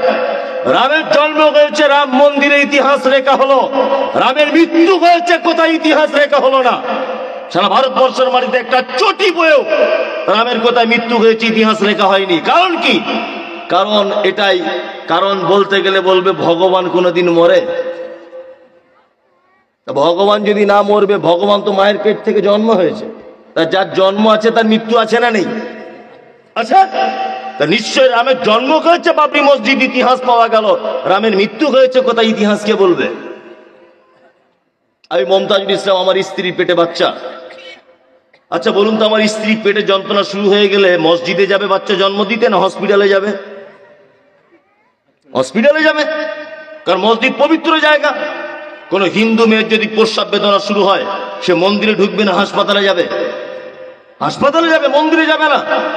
আমার জানতে ইচ্ছা করছে, রামের মা যখন গর্ভবতী ছিলেন, বা রাম যখন মায়ের পেটে ছিল, ওর মা দুনিয়ার কোনো জায়গা পেল না, মন্দিরের ভিতরে বাচ্চা জন্ম দিতে ঢুকেছিল? আর কোনো জায়গায় জায়গা পায়নি? কি আশ্চর্য ব্যাপার! আল্লাহু আকবার। তার মানে এটা যুক্তি তো ভুল। আপনারা জানেন যে আমাদেরকে কত সর্বনাশ করা হয়েছে সারা ভারতবর্ষের মুসলিমকে, এগুলো জেনে রাখা দরকার। সারা ভারতবর্ষের ইতিহাসে ঐতিহাসিক ক্ষতি করেছেন এই সরকার। তার একটা কথা আপনাকে বলে দিই, এগুলো জেনে রাখলে ভালো হবে, তর্ক বিতর্ক হলে বলতে পারবেন আপনি। সেটা কি? আমাদের মুসলিমদের ওয়াকফের কিছু সম্পত্তি ছিল, ওয়াকফ সম্পত্তি ছিল। ব্রিটিশ সরকার পর্যন্ত এই সম্পত্তিতে হস্তক্ষেপ করতে পারেনি, ব্রিটিশরা পর্যন্ত এই সম্পত্তিতে হস্তক্ষেপ করতে পারেনি। 1947 সালে 15 আগস্টে যখন দেশ স্বাধীনতা লাভ করে, 1957 সালে কংগ্রেসের পিরিয়ডে এই সম্পত্তিটাকে হেফাজত করার জন্য একটা বোর্ড গঠন করা হয়েছিল, যে বোর্ডের মাধ্যমে সম্পত্তিটা কি করা হবে? নিয়ন্ত্রণ করা হবে। এতদিন পর্যন্ত 2024 সাল পর্যন্ত এই সম্পত্তিগুলো একটা বোর্ড দ্বারাতে নিয়ন্ত্রিত হচ্ছিল। কি বললাম বুঝলেন? সারা ভারতবর্ষের দ্বিতীয় বৃহত্তম সম্পদ হচ্ছে মুসলিমদের ওয়াকফের সম্পত্তি। সারা পশ্চিম বাংলাতে যে মুসলিম ওয়াকফের সম্পত্তি আছে, তার বাৎসরিক ইনকাম হয় 8,000 কোটি টাকা। 8,000 কোটি টাকা পশ্চিম বাংলাতে যে ওয়াকফ সম্পত্তি আছে। সারা ভারতবর্ষের কতগুলো আছে তাহলে এগুলো ভাবা যাবে? ভাবনার বাইরে নয়, বাইরে।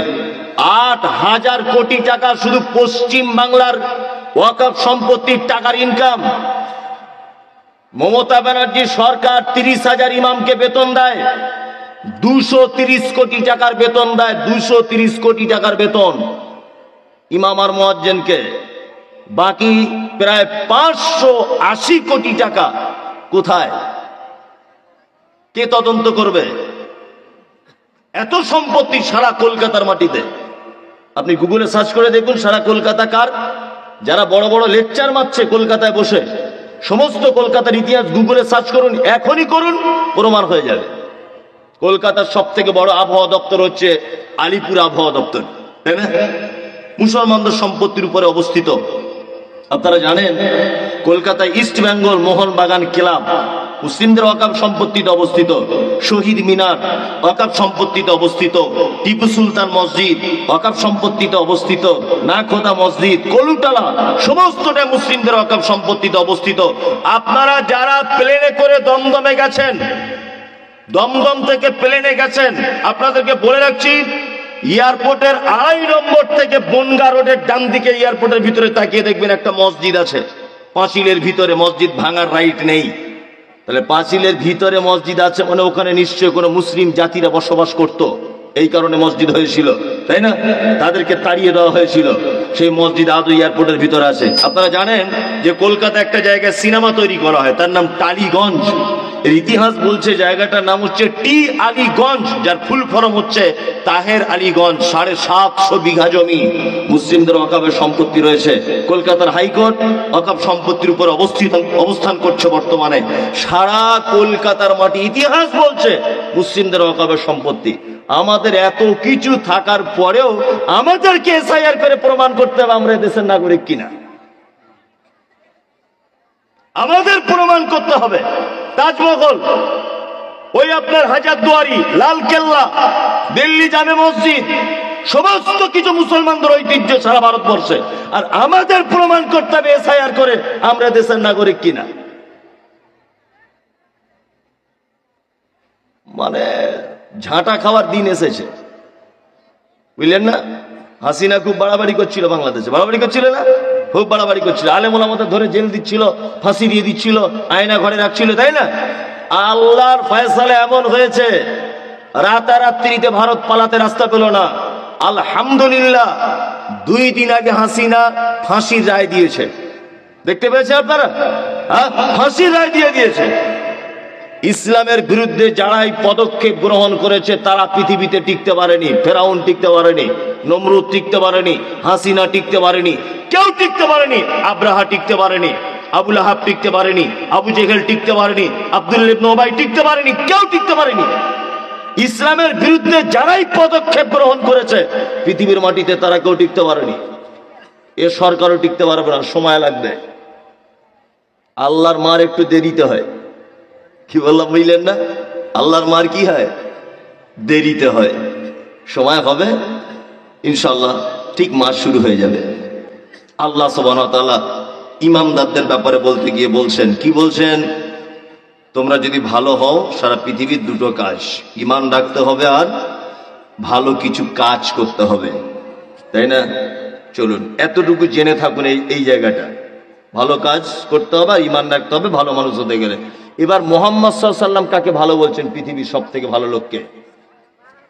আল্লাহর নবী বলছেন, খায়রুকুম মান তাআল্লামাল কুরআন ওয়া আল্লামাহু। পৃথিবীতে যত কোয়ালিটির মানুষ বসবাস করে সবথেকে উত্তম কোয়ালিটির মানুষ কারা?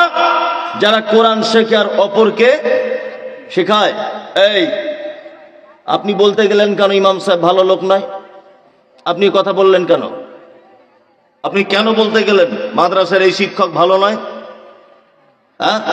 ওর সার্টিফিকেট তো আল্লাহর নবী দিয়েছেও ভালো। ইমাম সাহেবের সার্টিফিকেট আল্লাহর নবী দিচ্ছেন ভালো, কারণ ও কোরআন জানে আর মসজিদে বাচ্চাদের কোরআন শেখায়। আল্লাহর নবী বলছেন পৃথিবীর সবথেকে ভালো লোক। তুমি বলার কে? তুমি বলার কে যে মাদ্রাসার অমুক শিক্ষকটা খারাপ? এ কথা বলার তোমার কোনো রাইট নাই। আল্লাহর নবী সার্টিফিকেট দিয়েছেন ও ভালো, যে কোরআন জানে আর অপরকে জানায়। এ হচ্ছে পৃথিবীর সব থেকে ভালো। তাহলে 2টো ভালো গুণ আমরা পেলাম। এইবার আপনাদেরকে আরেকটা কথা বলবো। আমি আপনাদেরকে যদি কয়েকটা ভালো ভালো গুণের কথা বলি, ভালো কাজ, তাহলে আমরা মানবো ইনশাআল্লাহ। ভালো গুণ যদি বলি কয়েকটা, ইনশাআল্লাহ মেনে নেবো। তাহলে আমরা আল্লাহর কাছে ভালো হতে পারবো। এক, আল্লাহ তাআলা বলছেন, আল্লাযীনা ইউনফিকুনা ফিস সাররাই ওয়াজ যাররাই ওয়াল কাযিমিনাল গায়যা ওয়াল আফিনা আনিন নাস। আল্লাহ অত্র আয়াতে 4টে ভালো কাজ বললেন, 4টে মাত্র। এক, যারা সচ্ছলতায় অসচ্ছলতায় আল্লাহর রাস্তায় দান করে, আল্লাহ বলছে এরা হচ্ছে দুনিয়ার সব থেকে ভালো লোক। আল্লাহ বলছেন। যদি বলছেন হুজুর দানের ব্যাপারে তো এতক্ষণ বক্তব্য হলো, আপনি কি আবার ওই লাইনে যাচ্ছেন না? জীবনে অনেক বক্তব্য শুনেছেন, এটা আপনার কাছে অনুরোধ থাকলে আপনি দানের ব্যাপারে আমার কাছে 10 মিনিট শুনে যান, এটা আপনার কাছে আমার অনুরোধ। আচ্ছা বলুন তো, পৃথিবীতে মানুষ কিছু কিছু ভুলের সাজা দুনিয়াতে পায় এবং ভুলের কাফফারা বা জরিমানা দুনিয়াতে দিতে হয়। এরকম কিছু ভুল আছে না? আছে না? নেই? আছে। দুপুর 12টায় আপনার বউয়ের সঙ্গে আপনার ঝামেলা, আপনার স্ত্রীর সঙ্গে।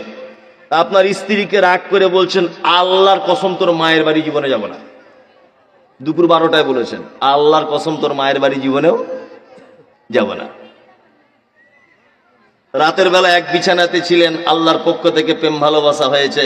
সকালে উঠে বলছেন, কারিমা তোর মায়ের বাড়ি যাব না বলেছিলাম, রাগ করিস না, চল যাই ঘুরে আসি। আবার সকালে নির্লজ্জের মতো তার মায়ের বাড়ি চলে গেলেন। আচ্ছা বলুন তো, এই যে আল্লাহর কসম দিয়েছিলেন, কসমটা টিকাতে পারলেন না, এর একটা জরিমানা আছে না নেই? আছে। কসমের জরিমানা কি জানেন? জানা আছে? জানা নেই। কসমের জরিমানা 3টা রোজা রাখতে হবে, আর যদি তা না হয় 10 জন মিসকিনকে খেতে দিতে হবে। তার মানে আমাদের সারা জীবন রোজা রাখলেও মোটামুটি শেষ হবে না। কসম করে করে তো একদম মাথা চুল উঠে গেছে। আবার আমাদের কসমের কোয়ালিটিও আছে, নানির কসম, বাপের কসম, বেটির কসম, মাথায় হাত দিয়ে কাবার দিকে ফিরে, মসজিদে দাঁড়িয়ে, মাটিতে দাঁড়িয়ে, চোখে হাত দিয়ে, পেটে হাত দিয়ে বলছি, এসব কোনো কসম চলবে না, সব শিরক। কসম যদি করতেই হয় তাহলে কার নামে? আল্লাহর নামে। এমার্জেন্সি যদি কসম করতেই হয় আল্লাহর নামে করতে হবে। তাহলে কসমের কাফফারা দুটো জিনিস দিয়ে, কি দিয়ে? দান 10 জনকে করতে হবে আর 3টা রোজা রাখতে হবে। এবার আপনাদেরকে বলি দান কত গুরুত্বপূর্ণ, এটা আপনাকে আমি বোঝাচ্ছি। একজন হাজী সাহেব হজ করতে গেলেন বা ওমরা করতে গেলেন, ওমরার পদ্ধতি হচ্ছে মিকাত থেকে ইহরাম পড়তে হয়। মিকাত থেকে, ভারত থেকে যদি আপনি হজ করতে যান বা ওমরা করতে যান, ইয়ালামলাম বলে একটা জায়গা আছে, ওইখানে আপনাকে বিমানে ইহরাম পড়তে হবে। যদি বিমান প্রথমে মদিনায় যায় তাহলে ওখানে আপনার ইহরাম পড়ার দরকার নেই, মদিনা থেকে বার হয়ে জুলহুলাইফা মসজিদে ইহরাম পড়তে হবে। ওখান থেকে ইহরাম নিয়ে তালবিয়া পাঠ করতে করতে একটা হাজী সাহেব চলে যাবে কাবাতে। কাবাতে গিয়ে 7 বার চক্কর লাগানে, একবার তওয়াফ বলে। 7 বার চক্কর লাগানোকে একবার তওয়াফ বলে। তওয়াফ করা শেষ, মাকামে ইব্রাহিমকে সামনে রেখে 2 রাকাত নামাজ পড়তে হয়, ওইটা শেষ। পাশেই জমজমের পানি রাখা আছে, জমজমের পানি পান করতে হয়, ওইটা শেষ। পাশেই আছে সাফা এবং মারওয়া পাহাড়, সাফা পাহাড় থেকে সাই শুরু করতে হবে, মারওয়া পাহাড় 7 বার দৌড়াতে হবে। এইটা উমরার পদ্ধতি। তারপরে একটা পদ্ধতি, সাফা মারওয়া সাই হয়ে গেলে মাথাটা ন্যাড়া করে ফেলতে হবে, উমরা শেষ। হজ, হজের কিছু রুকুন পদ্ধতি আলাদা আছে এক্সট্রা, যেমন কুরবানি করতে হয়, জামারাতে পাথর মারতে হয়, এইগুলো উমরাতে হয় না। এবার আমি আপনাকে যেটা বলতে চাইছি সেটা হচ্ছে এই, আপনি হজ বা উমরা করতে গিয়ে কোনো একটা গুরুত্বপূর্ণ রুকুনকে আপনি ছেড়ে দিলেন। কাবাকে 7 বার চক্কর লাগালে একটা তওয়াফ হয়, আপনি ভুল করে 6টা চক্কর লাগিয়েছেন। সাফা মারওয়া 7 বার ছুটতে হয়, ভুল করে 5 বার ছুটেছেন। মিকাত থেকে ইহরাম পড়তে হয়, ভুল করে মিকাতের বাইরে ইহরাম পড়েছেন। ভালো করে বুঝবেন, এক কথাতে হজ বা উমরা করতে গিয়ে যদি আপনার কোনো একেবারে ওয়াজিব করে রুকুন যদি ছুটে যায়, তার জরিমানা আছে। কি জরিমানা? জরিমানা 1 নম্বরে মক্কায় থাকা অবস্থায় সাদাকা করতে হবে। সাদকা, সাদকা করার অপশন নেই। কাবাতে থাকা অবস্থাতে 3টে রোজা রাখতে হবে। ওখানে 3টে রোজা হলো। এবার আপনি প্লেনে করে কলকাতায় দমদমে নামলেন, ওইখানে বাড়ি এসে আসার পরে আরো 7টা রোজা রাখতে হবে। তাহলে হজের কোনো রুকুন যদি ভুল হয়ে যায়, জরিমানা কি? 2টো জিনিস দিয়ে, ওখানে দান করতে হবে সাদকা, আর 10টা রোজা রাখতে হবে। ওখানে 3টা, বাড়িতে এসে 7টা। তাহলে 2টো ভুলের জরিমানা দেখালাম। 2টো ভুলের জরিমানা কি দিয়ে? দান আর রোজা, তাই না? এবার আরেকটা ভুলের কথা বলি। ও নতুন বিয়ে করেছে, তো নতুন ইয়াং ছেলে, বোঝে না ওর স্ত্রী খুব সুন্দরী দেখতে। এইটা শুনে তবে আপনাকে যেতে হবে, ওর স্ত্রী খুব সুন্দরী দেখতে। এখন ওর স্ত্রী হাতটা নিয়ে এরকম করে টিপচার বলছে, আয়েশা তোমার হাতটা না আমার মায়ের মতো অনেকটা দেখতে, বলে দিয়েছে। তোমার মুখটা আমার মায়ের মতো অনেকটা দেখতে। কোন লোক যদি তার স্ত্রী কোনো অঙ্গ প্রত্যঙ্গ তার মায়ের সাথে যদি তুলনা করে, আচ্ছা বলুন তো এটা ভুল কি ভুল নয়? শুধু ভুল নয় গোলাম হোসেন, এটা এত বড় ভুল, যদি পাল্লাতে তোলা হয় দড়ি ছিঁড়ে পড়ে যাবে। এত বড় ভুল, ভুলের জরিমানা দেখুন। এটাকে বলা হয় জিহাদ। আল্লাহ পবিত্র আল কোরআনে প্রসঙ্গে সূরা অবতীর্ণ করেছেন, কদ সামিআল্লাহু কাওলাল্লাতী তুজাদিলুকা ফি জাওজিকা ওয়া তাসতাকি ইলাল্লাহ।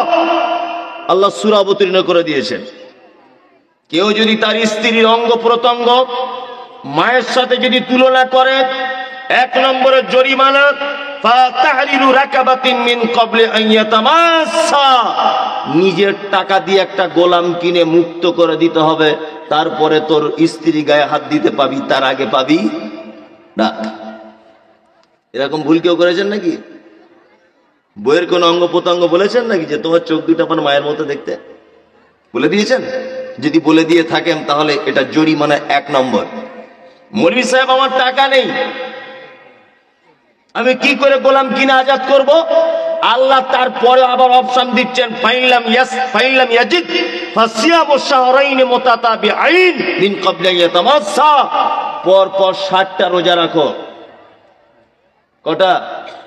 60টা। 60 শাহরাইন মুতাতাবিআইন 60। এই জরিমানার রোজা করছিলেন, 58টা রোজা হয়েছে, একটা রোজা ভেঙে গেছে, আবার প্রথম থেকে শুরু।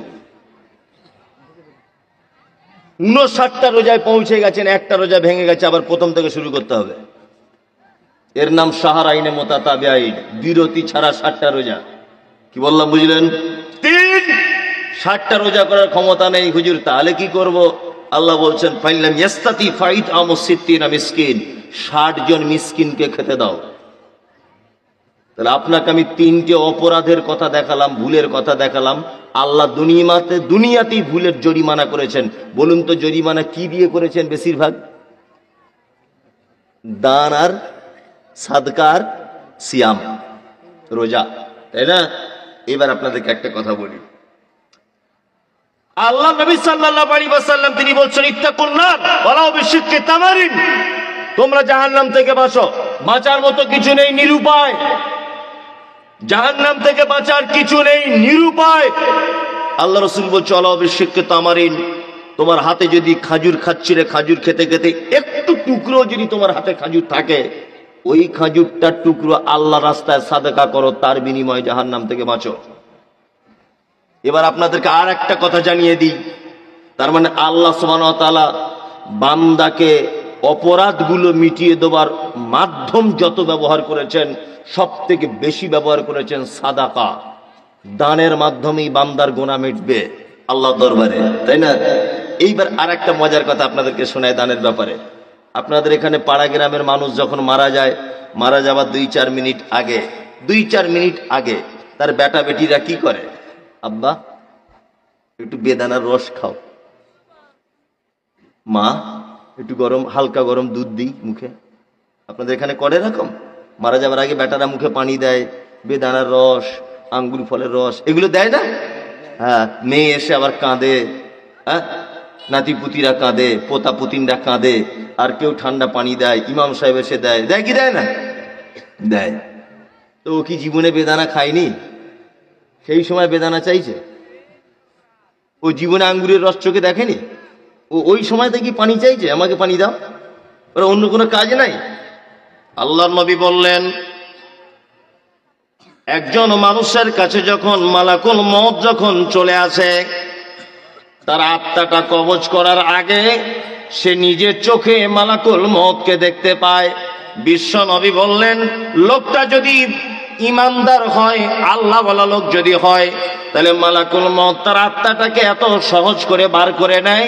একটা শিশু যেমন তার মায়ের কোলে ঘুমিয়ে আছে, দেখবেন কিছু লোক আছে কথা বলতে বলতে চলে গেল, হাসতে হাসতে চলে গেল, কথা বলতে বলতে বিদায় নিয়ে গেল। স্ত্রী জানতে পারলো না, পাশে বসে থাকা তার বেটি জানতে পারলো না, তার সাইডে বসে থাকা বেটারা জানতে পারলো না, একদম যেন ঘুমন্ত বাচ্চার মতো ঘুমিয়ে পড়লো। আল্লাহর নবী বললেন, এই লোকটা যে ভালো মৃত্যু হয়েছে, এইটা তার একটা লক্ষণ বোঝা যেতে পারে। বিশ্বনবী বললেন, লোকটা যদি খারাপ হয়, বদকার হয়, বেদিন যদি হয়, তাহলে তার মালাকুল মউত এত কঠিন করে আত্মাটা ধরে যে তার শিরা উপশিরা মালাকুল মউতের হাতে যেন ছিঁড়ে চলে আসে।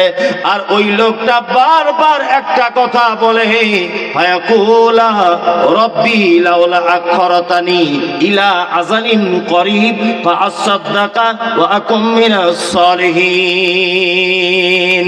আল্লাহ গো, এই মুহূর্তে মালাকুল মউত আমার কাছে চলে এসেছে, পৃথিবীতে থাকার মতো টাইম আমার আর নাই। দয়াময় আল্লাহ, আমাকে একটু যদি টাইম দাও, দুনিয়াতে গিয়ে নামাজ পড়বো, হজ করব, যাকাত দিব, সাদকা করব। কিছুই কথা বলছে না লোকটা শেষ কথা বলছে, ফাআসাদদাকা ওয়া আকুম মিনাস সালিহিন। আল্লাহ আমাকে টাইম দাও, আমি কিছু দান করে আসি, তার বিনিময়ে ভালো লোক হয়ে তোমার কাছে ফেরত আসি। এই তাহলে একটা লোক মরার আগে শেষ কথা কি বলে? আমাকে একটু সুযোগ দাও, দান করব। কি বলে? আমার একটু সুযোগ দাও, কি করব? দান করব। এটা জেনে কেমন কেমন লাগছে না? আর আমরা কি করি? একটু বেদানার রস লাও, বেদানার রস লাও, খালি একটু আঙ্গুর ফলের রস নাও। এই একটা কাজ করলে ভালো হবে, একটা কাজ করলে উপকার হবে। উপকার হলো এই যে আপনার আব্বা বারবার এই কথা বলছে, আল্লাহ কোরআনে নোট করে দিয়েছেন,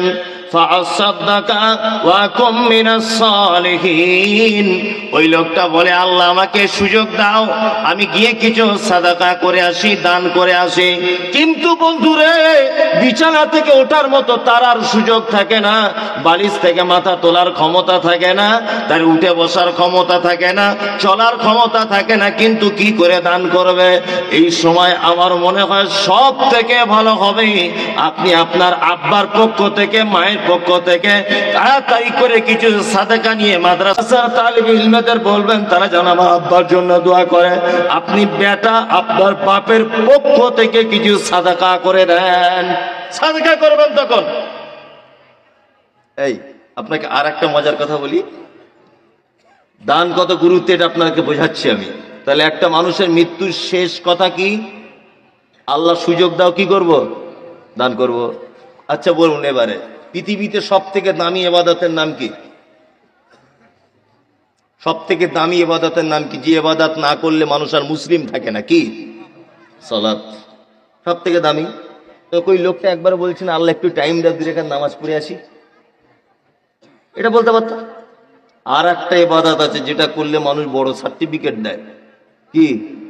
5 লাখ টাকা খরচা হয় সেটা করতে। হাজি সাহেব, হাজি সাহেব মানে বিশাল ব্যাপার, তাই না? হাজি সাহেব মানে বিশাল ব্যাপার। তো ওই লোকটা একবারে বললো না যে আল্লাহ আমার টাকা আছে ব্যাংকে, কিছু গিয়ে তাড়াতাড়ি হজ করে আসি, এ কথা তো বলতে পারতো না। পৃথিবীতে যত ইবাদত আছে প্রত্যেক ইবাদতের পদ্ধতি আছে, প্রত্যেক ইবাদতের কি আছে? পদ্ধতি আছে।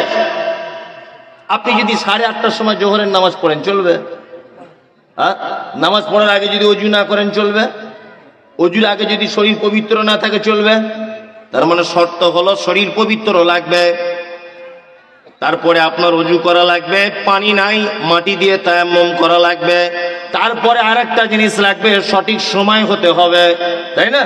সময় হবার পরে নামাজ শুধু পড়লেই হবে না, আল্লাহর নবী বলেছেন সাল্লু কামা রাআইতুমুনি উসাল্লি, আমি যেমন করে নামাজ পড়েছি তেমন করে নামাজ পড়ো। আল্লাহর নবীর সুন্নতের পদ্ধতিতে নামাজ পড়তে হবে। জোহরের 4 রাকাত নামাজ পড়ো, যদি মনে করেন ট্রেনটা চলে যাবে আজকে 2 রাকাত দিয়ে কাজ মিটিয়ে এলেই চলবে না। মাগরিবের 3 রাকাত ফরজ, যদি কেউ মনে করে আরো এক্সট্রা নেকি কিছু নেব 4 রাকাত করে দিই, তবুও চলবে না। তার মানে পৃথিবীর প্রতিটা ইবাদতের একটা পদ্ধতি রয়েছে, কিন্তু পৃথিবীতে একটা ইবাদতের কোনো পদ্ধতি নাই, তার নাম হচ্ছে নফল দান বা নফল সাদাকা। কোনো পদ্ধতি নাই। বাস থেকে নেমেছেন, ডিটল স্টেশনে নেমেছেন আপনি, একজন মহিলা সুন্দর পরনে তার কাপড়, এসে বলছে আমাকে কিছু দাও। জিজ্ঞাসা করতে পারবে না তুমি হানাফি না সাফি, মালিকি, হাম্বলি, বেরেলি, পাথরচাপড়ি, আজমির, কাশ্মীর, হিন্দু, মুসলিম, কাউরা, মুচি, হাঁড়ি, চুয়ার, চামার, বাগদি জিজ্ঞাসা করা যাবে না। হাত পেতেছে দিয়ে দাও। আল্লাহ নবী বলেছেন উপরের হাত ভালো, নিচের হাত খারাপ। কি বলছি বুঝতে পারছেন না? উপরের হাত ভালো, নিচের হাত খারাপ। বাস থেকে নেমেছেন, হঠাৎ করে বলছে লা ইলাহা ইল্লাল্লাহ, খালু কিছু দাও। জিজ্ঞাসা করা যাবে না নাম কি বলো, হাতে বড় মোবাইল কেন, দামি শাড়ি পরে আসে কেন, মাথার চুলের কাটিং কেন, তোমার হাতে ডান হাতে ঘড়ি কেন, তুমি এই মাত্র বিরিয়ানি খাচ্ছিলে আমি দেখলাম, কোনো কথা চলবে না, তোমাকে সাদকা করে দিতে হবে। জিজ্ঞাসা করা যাবে না। কি বলছি বুঝতে পারছেন? পৃথিবীতে একটা ইবাদত আছে যার কোনো পদ্ধতি নাই, তার নাম নফল সাদাকা বা দান, তাই না? এবার আর একটা চমৎকার হাদিস আপনাকে শোনাই, দান কত গুরুত্ব এবার আপনাকে আমি দেখাই। আচ্ছা বলুন,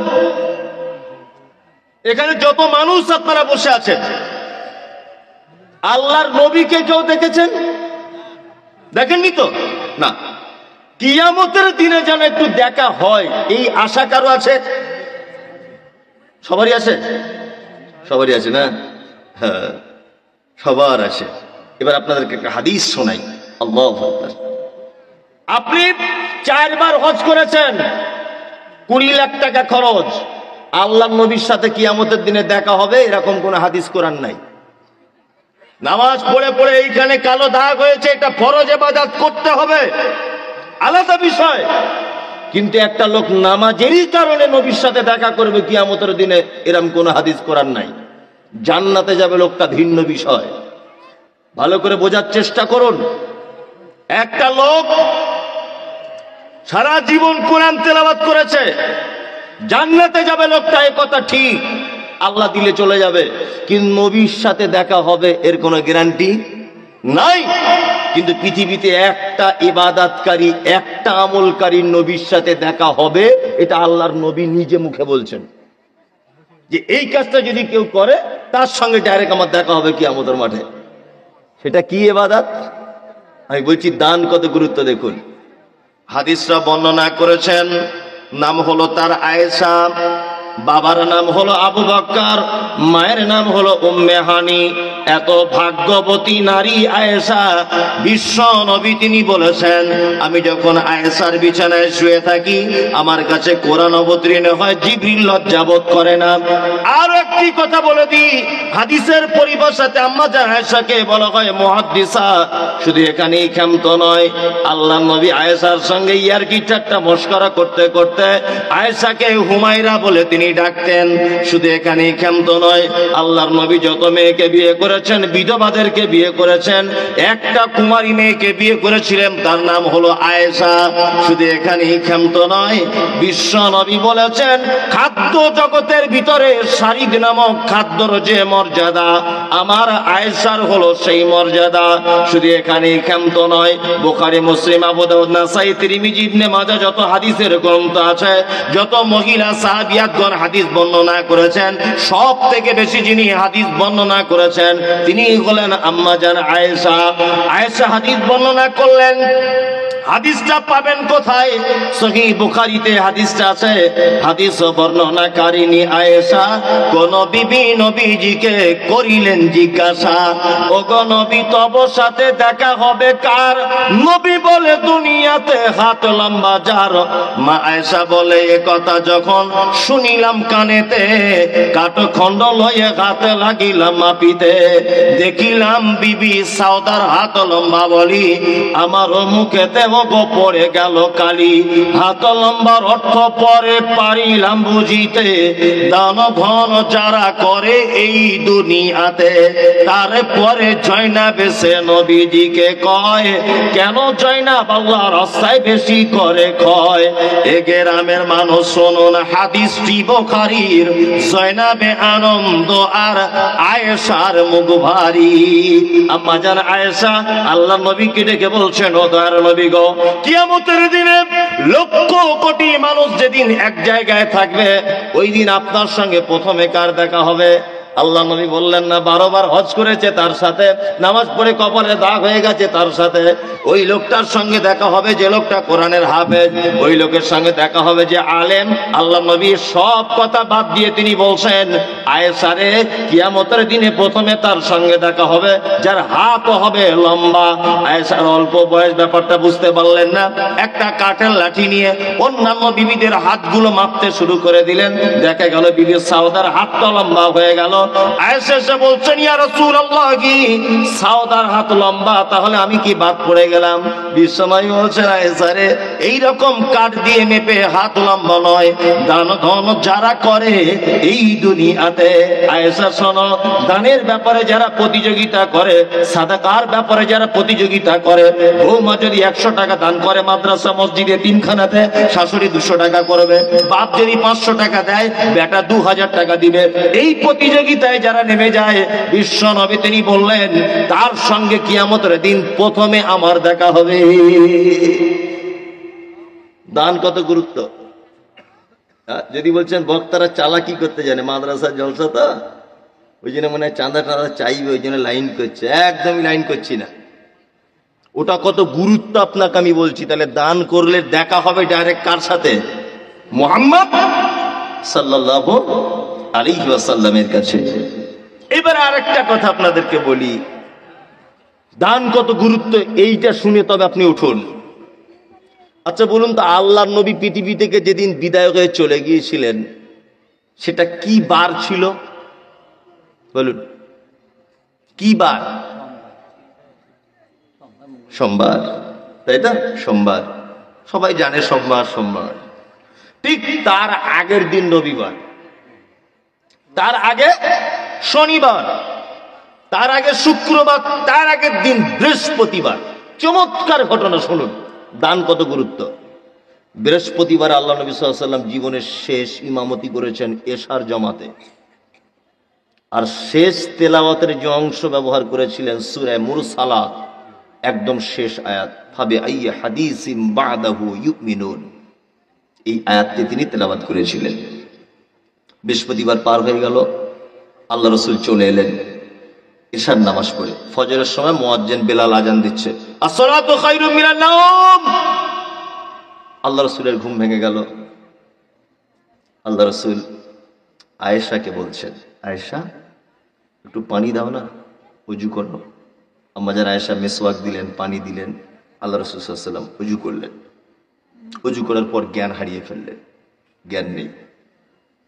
দ্বিতীয়বার একটু পরে আবার জ্ঞান এসেছে, আম্মাজান আয়েশা আবার পানি দিলেন, মিসওয়াক দিলেন, আল্লাহ রাসূল ওযু করলেন, জ্ঞান হারিয়ে ফেললেন।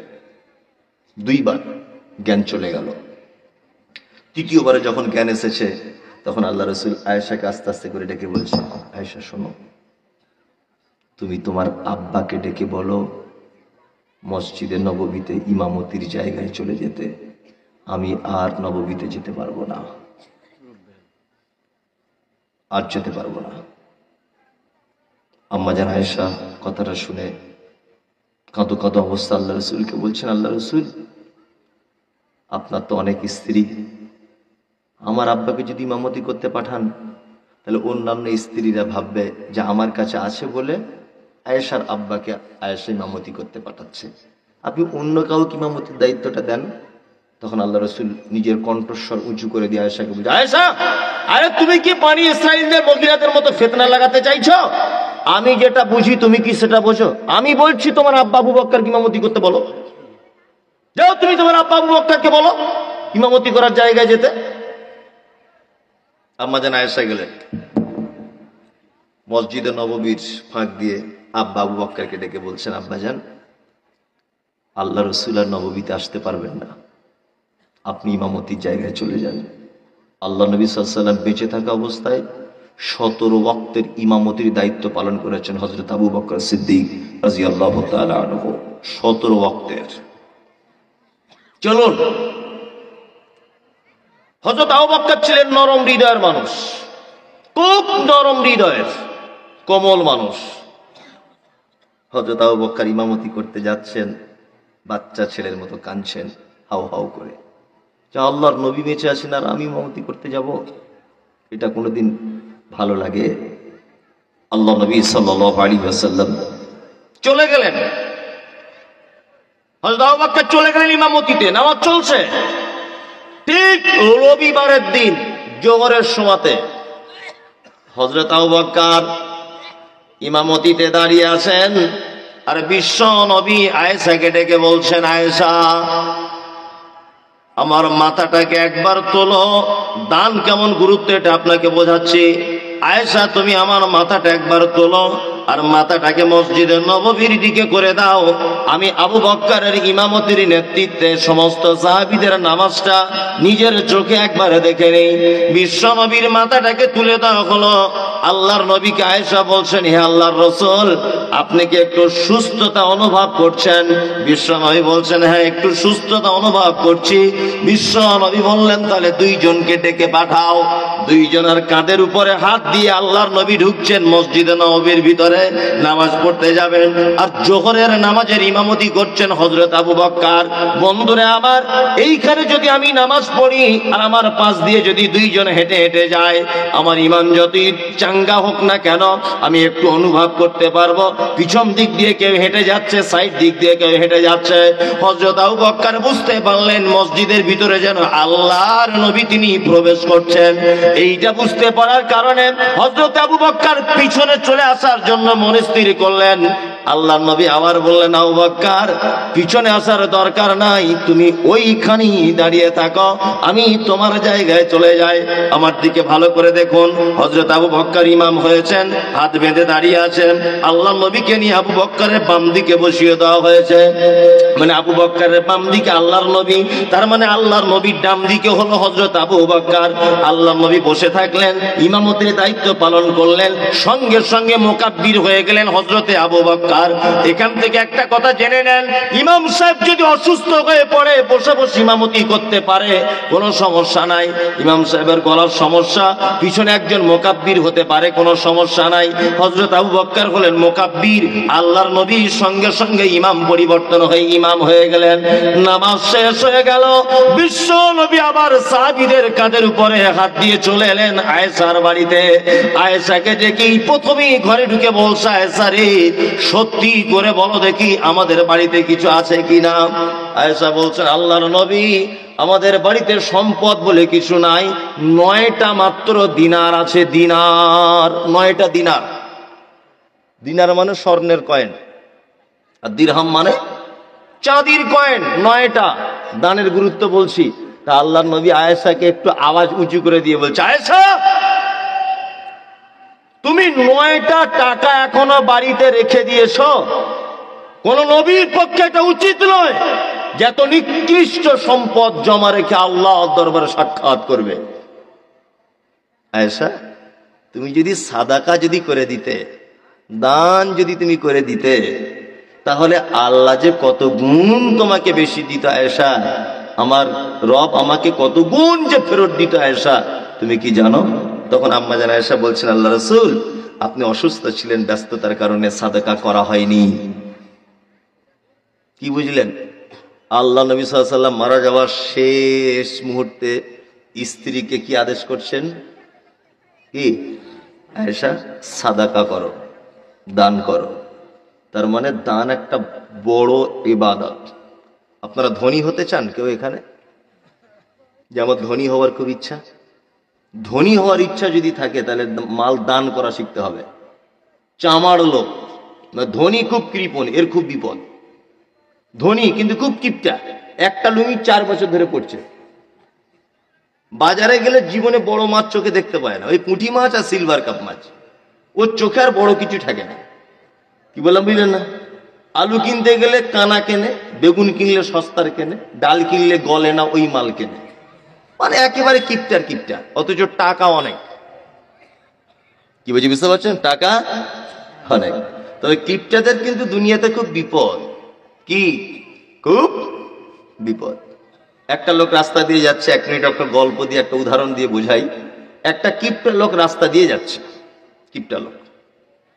এখন রাস্তা দিয়ে যেতে যেতে 5টা স্বর্ণের কয়েন, সোনার কয়েন তার রাস্তাতে পড়ে গেছে, 5টা। এখন একটা ইমানদার মেয়ে ওই রাস্তা দিয়ে হেঁটে হেঁটে যেতে যেতে 5টা কয়েন কুড়িয়ে পেয়েছে। মেয়েটা খুব ইমানদার। এখন মেয়েটা কয়েন নিয়ে তার বাবাকে বলছে, বাবা রাস্তাতে সোনার 5টা কয়েন পেয়েছি। তোর আব্বা ইমানদার কিন্তু গরিব মানুষ।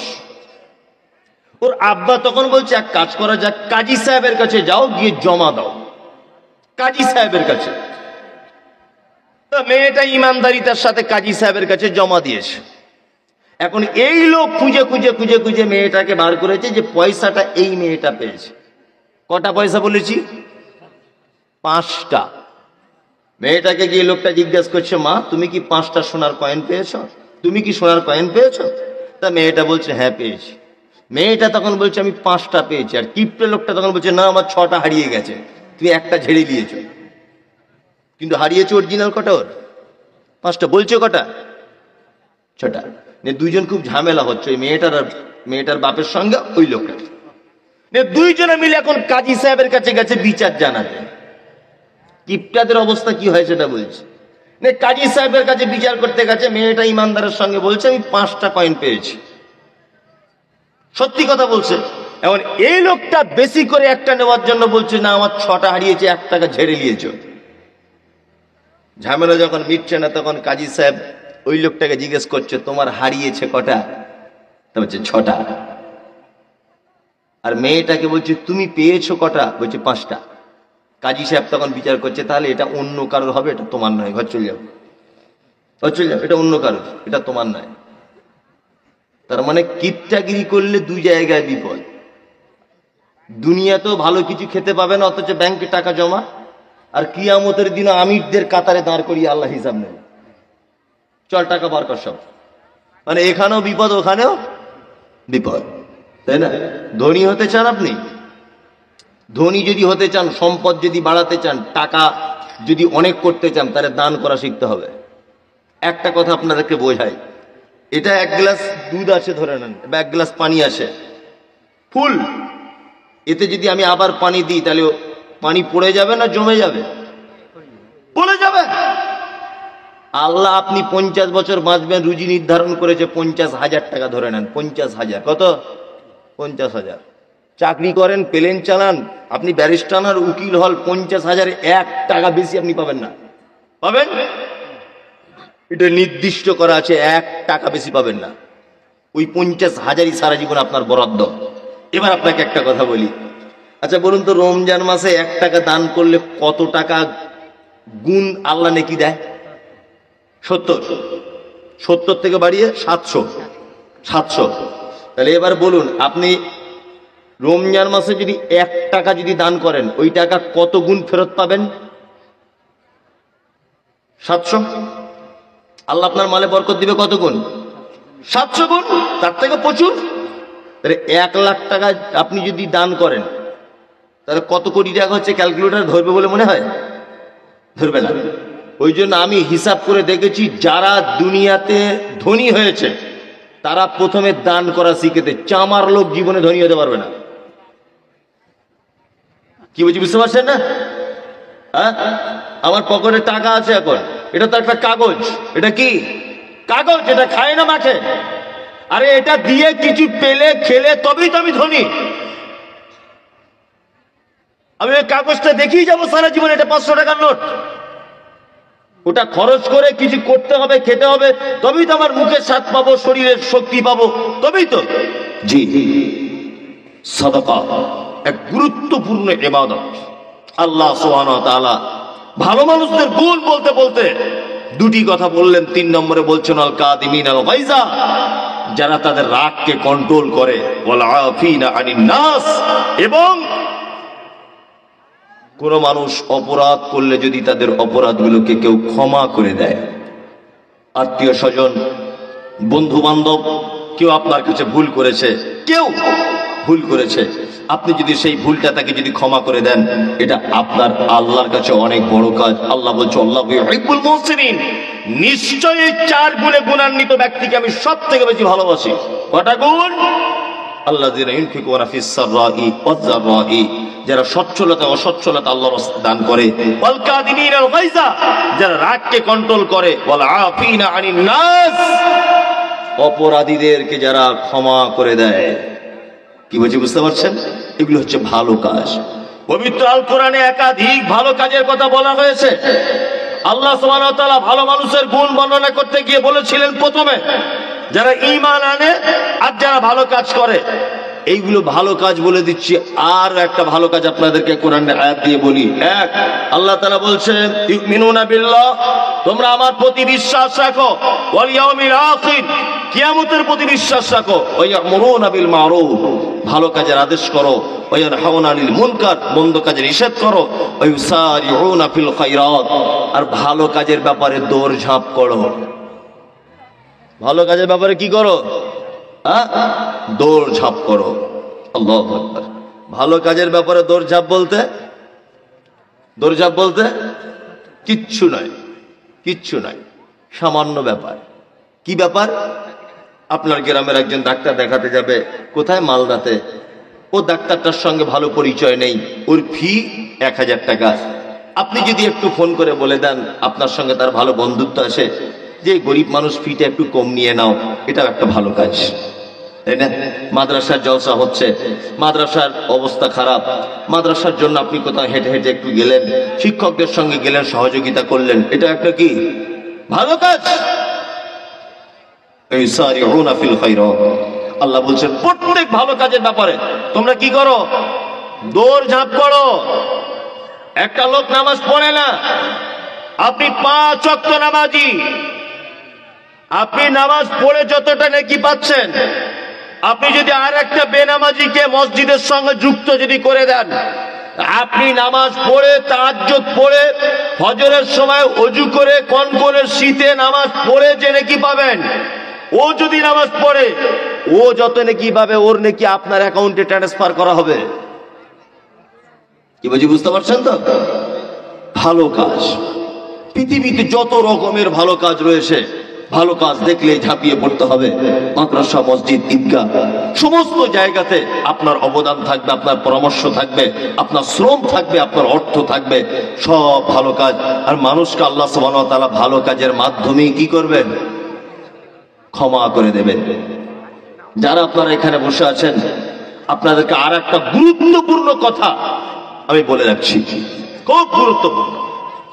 আপনারা চলে যাবেন, আমি একজনকেও বসতে বলবো না, কারণ এখনকার জলসা, এখন সব মানুষ ব্যস্ত, চাষিবাসী এলাকা। ওই 12টা বাজবে, জলসা গুটিয়ে প্যান্ডেল ট্যান্ডেল খুলিয়ে ঘরে গিয়ে শুয়ে পড়তে হবে। 11:30টায় করলে সুবিধা হয়, 12টা খুব জোর হলে। কি বললাম বুঝলেন? 12টার পরে মানুষের মস্তিষ্ক, মানুষের টেন্ডেন্সি বিছান কাতার দিকে চলে যায়, ঘুম ঘুম ভাব। সারাদিন মানুষ পরিশ্রম করে, ওই জন্য 1টা 2টো করে বক্তা রাখতে হবে। 12টা 11:30 জলসা শেষ, ঘর চলে যাও। একটা আদায়কারী বক্তা আর একটা এমনি বক্তব্য দেওয়ার জন্য, জলসা শেষ, ঘর চলে যাও। আচ্ছা, আপনারা যারা বসে আছেন, আপনাদের জানা মতে দুনিয়াতে যত দান করার জায়গা আছে, আচ্ছা বলুন তো সব থেকে কোন জায়গায় দান করা বেশি জরুরি এবং নেকি বেশি? বলুন, কে কি বলছেন? কেউ জানেন? কোন জায়গায় দান করলে নেকি বেশি হয়? জানা আছে কারণ? জানা নেই। একজনা বলছে আস্তে করে মসজিদ, ওই যেটা বুঝেছে সেটা বলেছে। আপনাদের গ্রামে মসজিদ হচ্ছিল, এখন মসজিদ হতে হতে 5 কুইন্টাল রড কম পড়েছে, রডটা আপনি দিলেন। আচ্ছা বলুন তো সাদকায়ে জারিয়ার নেকি হলো কি হলো না? হলো, হলো। আচ্ছা 100 বছর পরে হলো এই মসজিদ ভাঙা হবে কি হবে না? হবে না? হবে। তাহলে যখন ভাঙা হবে তখন আপনার রডগুলো কি আর মসজিদে থাকবে, না রড ভাঙড়ির দোকানে চলে যাবে? কোনটা? ভাঙড়ির দোকানে চলে যাবে। তাহলে আপনার এই রডের নেকি কতদিন থাকবে? 100 বছর, তাই না? তারপরে আবার কেউ রড দেবে নতুন করে, আমি মমতাজুল দেবো, সাইফুল দেবে, আশরাফুল দেবে, সবাই দেবে, তাই তো? এবার আপনাকে বলি, আপনি মাদ্রাসায় একটা ইট কিনে দিয়েছিলেন 10 টাকা দিয়ে, একটা ইট। ওই ইটটা যে ঘর করার জন্য গাঁথনি করা হয়েছে, ওই ঘরে থেকে একটা ছেলে কোরআনের হাফেজ হয়েছে। ভালো করে বুঝবেন, ওই হাফেজ আরো 5টা হাফেজ তৈরি করেছে। ও এইভাবে কিয়ামত পর্যন্ত হাফেজের সিলসিলা চলবে। চলবে কি চলবে না? চলবে। তার মানে মাদ্রাসায় দান করলে কিয়ামতের আগের দিন পর্যন্ত নেকি পাওয়া যায়। কি বলছি বুঝতে পারছেন তো? আর একটা কথা আপনাদেরকে বলে রাখছি, শুনে রেখে দেন।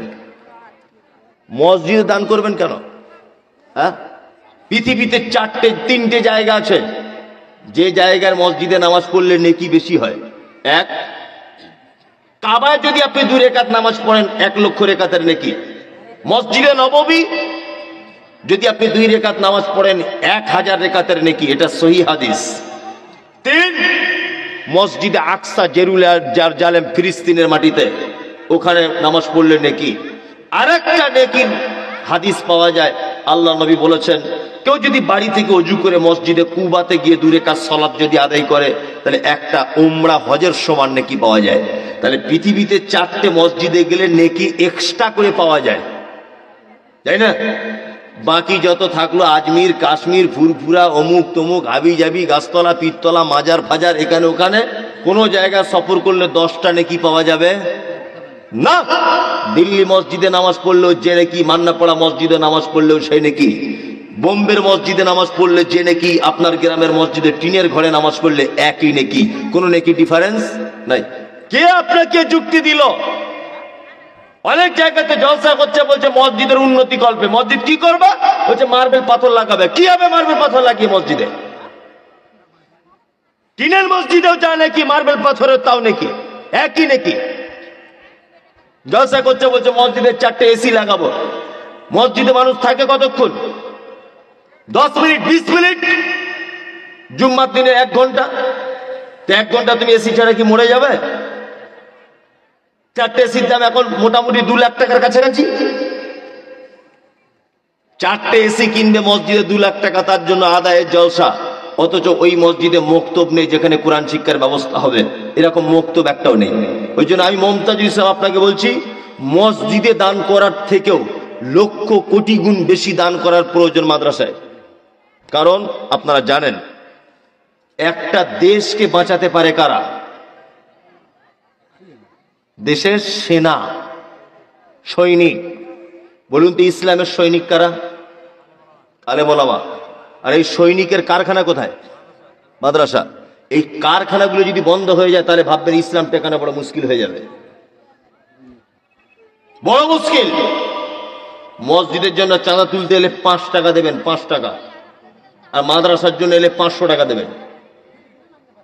কারণ মসজিদ টিনের হলেও একই নেকি, মাটির হলেও একই নেকি, 12টা এসি থাকলেও একই নেকি, নেকির কোনো ডিফারেন্স নাই।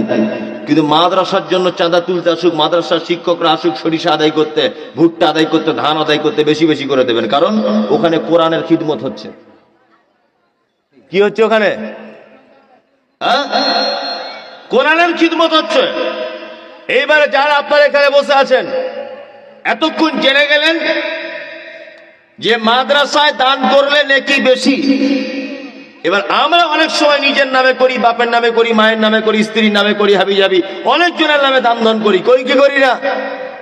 কার জন্য দান করলে বেশি নেকি এটা একটা কোরআনে আয়াত জেনে নেন। আল্লাহ সুবহানাহু ওয়া তাআলা পবিত্র আল কোরআনে বলছেন, ইয়াসআলুনাকা মাযা ইউনফিকুন কুল মা আনফাকতুম মিন খাইরিন ফালিল ওয়ালিদাইন ওয়াল আকরাবিন ওয়াল ইয়াতামা ওয়াল মাসাকিন ওয়া বনিস সাবিল ওয়া মা তাফআলু মিন খাইরিন ফাইন্নাল্লাহা বিহি আলিম। আল্লাহ সুবহানাহু ওয়া তাআলা মুহাম্মদ সাল্লাল্লাহু আলাইহি ওয়াসাল্লামকে জিজ্ঞাসা করছেন মক্কার বিভিন্ন মানুষেরা, যে নবী আপনি বলুন পৃথিবীতে যত জায়গায় খরচা আমরা করি, খরচা করি, সমস্ত খরচা যত জায়গায় হয় আমাদের টাকা, উত্তম খরচা করার জায়গা কোনটা? আল্লাহ নবী সাল্লাল্লাহু আলাইহি ওয়াসাল্লামকে আবার কোরআন দিয়ে জানানো হচ্ছে, কুল নবী আপনি প্রশ্নকারীদের বলুন, মা আনফাকতুম মিন খাইরিন ফালিল ওয়ালিদাইন। একটা সন্তান তার পিতামাতার জন্য যে টাকাটা খরচা করে এটা হচ্ছে পৃথিবীর শ্রেষ্ঠ খরচার জায়গা। যখনই মাদ্রাসা মসজিদের জন্য দান করবেন এতটুকু কথা বলবেন, এটা আপনার আব্বার মায়ের জন্য দিলাম। তারা বেঁচে থাকলে রাত্রে আনন্দে খুশিতে ঘুম আসবে না। ইস, আমার ছেলে মানুষ করলাম আর আমার জন্য দান করছে, আমি নিজে চোখে দেখতে পাচ্ছি। যাদের আব্বা মা মারা গেছে আপনারাও আব্বা মায়ের জন্য দান করবেন, কবরে শুয়ে নেকি পাবে। ওই জন্য আমি দুটো জিনিস বলি সব সময়, দুটো জিনিস। বাড়িতে ভিখারি এলে বাচ্চাকে দিয়ে ভিক দিবেন, আপনি নিজে দিবেন না। বাড়িতে ভিখারি এলে ভিক্ষাটা কাকে দিয়ে পাঠাবেন? বাচ্চাকে। কারণ কি বলুন তো? কারণ হচ্ছে এটা বাচ্চা যেন বুঝতে পারে যে আমার আব্বা মা কোনো ভিখারি ফেরাতো না, একটা শিক্ষা পাবে। 2, আপনি এখন ইয়ং বয়স, তো আপনার বয়স 35, আপনি যখন 5,000 টাকা দান করবেন তখন আপনি দান করবেন যে আমার বেটার বেটির জন্য এই 5,000। কারণ কি জানেন? আপনার বেটা বাচ্চা 10 বছর বয়স, ও যেন বুঝতে পারে যে আমার আব্বা সারা জীবন আমার জন্য দান করে গেছে। আমার আব্বা চলে গেলেও আমাকে তার জন্য কি দান করতে হবে। পৃথিবীতে যত ভালো কাজ আছে আল্লাহ সুবহানাহু ওয়া তাআলা ভালো কাজের তালিকার 1 নম্বরে রেখেছেন সাদাকা, দান। আল্লাযীনা ইউনফিকুনা ফিস সাররাই ওয়াজ যাররাই ওয়াল কাযিমিনাল গায়যা ওয়াল আফিনা আনিন নাস আল্লাহু ইউহিব্বুল মুহসিনিন। সাদাকা করবেন, সম্পদ বৃদ্ধি পাবে। আল্লাহ নবী সাল্লাল্লাহু আলাইহি ওয়াসাল্লাম মহিলাদের ব্যাপারে একটা ছোট্ট করে হাদিস বলি। দেখুন সাদাকা কত গুরুত্ব। আল্লাহ নবী মিরাজের রাত্রিতে গেলেন, মিরাজের রাত্রিতে জাহান্নামের দিকে তাকিয়ে দেখছেন অধিকাংশ নারী আর নারী, শুধু নারী জাহান্নামের ভিতরে। আল্লাহ নবী সাল্লাল্লাহু আলাইহি ওয়াসাল্লাম ফেরত আসার পর বক্তব্য রাখতে রাখতে বললেন, ইয়া মাশারান নিসা তাসাদদাকনা, হে নারীরা তোমরা বেশি করে সাদাকা করো, দান করো, কারণ তোমাদের অধিকাংশকে আমি জাহান্নামের ভিতরে দেখে এলাম। তাহলে আল্লাহ নবী সাল্লাল্লাহু আলাইহি ওয়াসাল্লাম মহিলাদেরকে জাহান্নাম থেকে সতর্ক করেছেন কি বলে? সাদাকা দান করার কথা বলে। যারা বসে আছেন আপনারা মাদ্রাসার জলসা, আপনাদের কাছে বিনীত অনুরোধ থাকবে যে আপনারা যদি 500-1000 টাকা করেও যদি দেন মাদ্রাসার জন্য, অনেক বড় উপকার হবে, অনেক উপকার, অনেক উপকার। মাদ্রাসাটার অবস্থা তো দেখলাম, তো কঠিন অবস্থা। আবার এই শীতকাল আসছে, টিনের সব তো স্ট্রাকচার, বাচ্চা থাকে এখানে বোর্ডিং এ,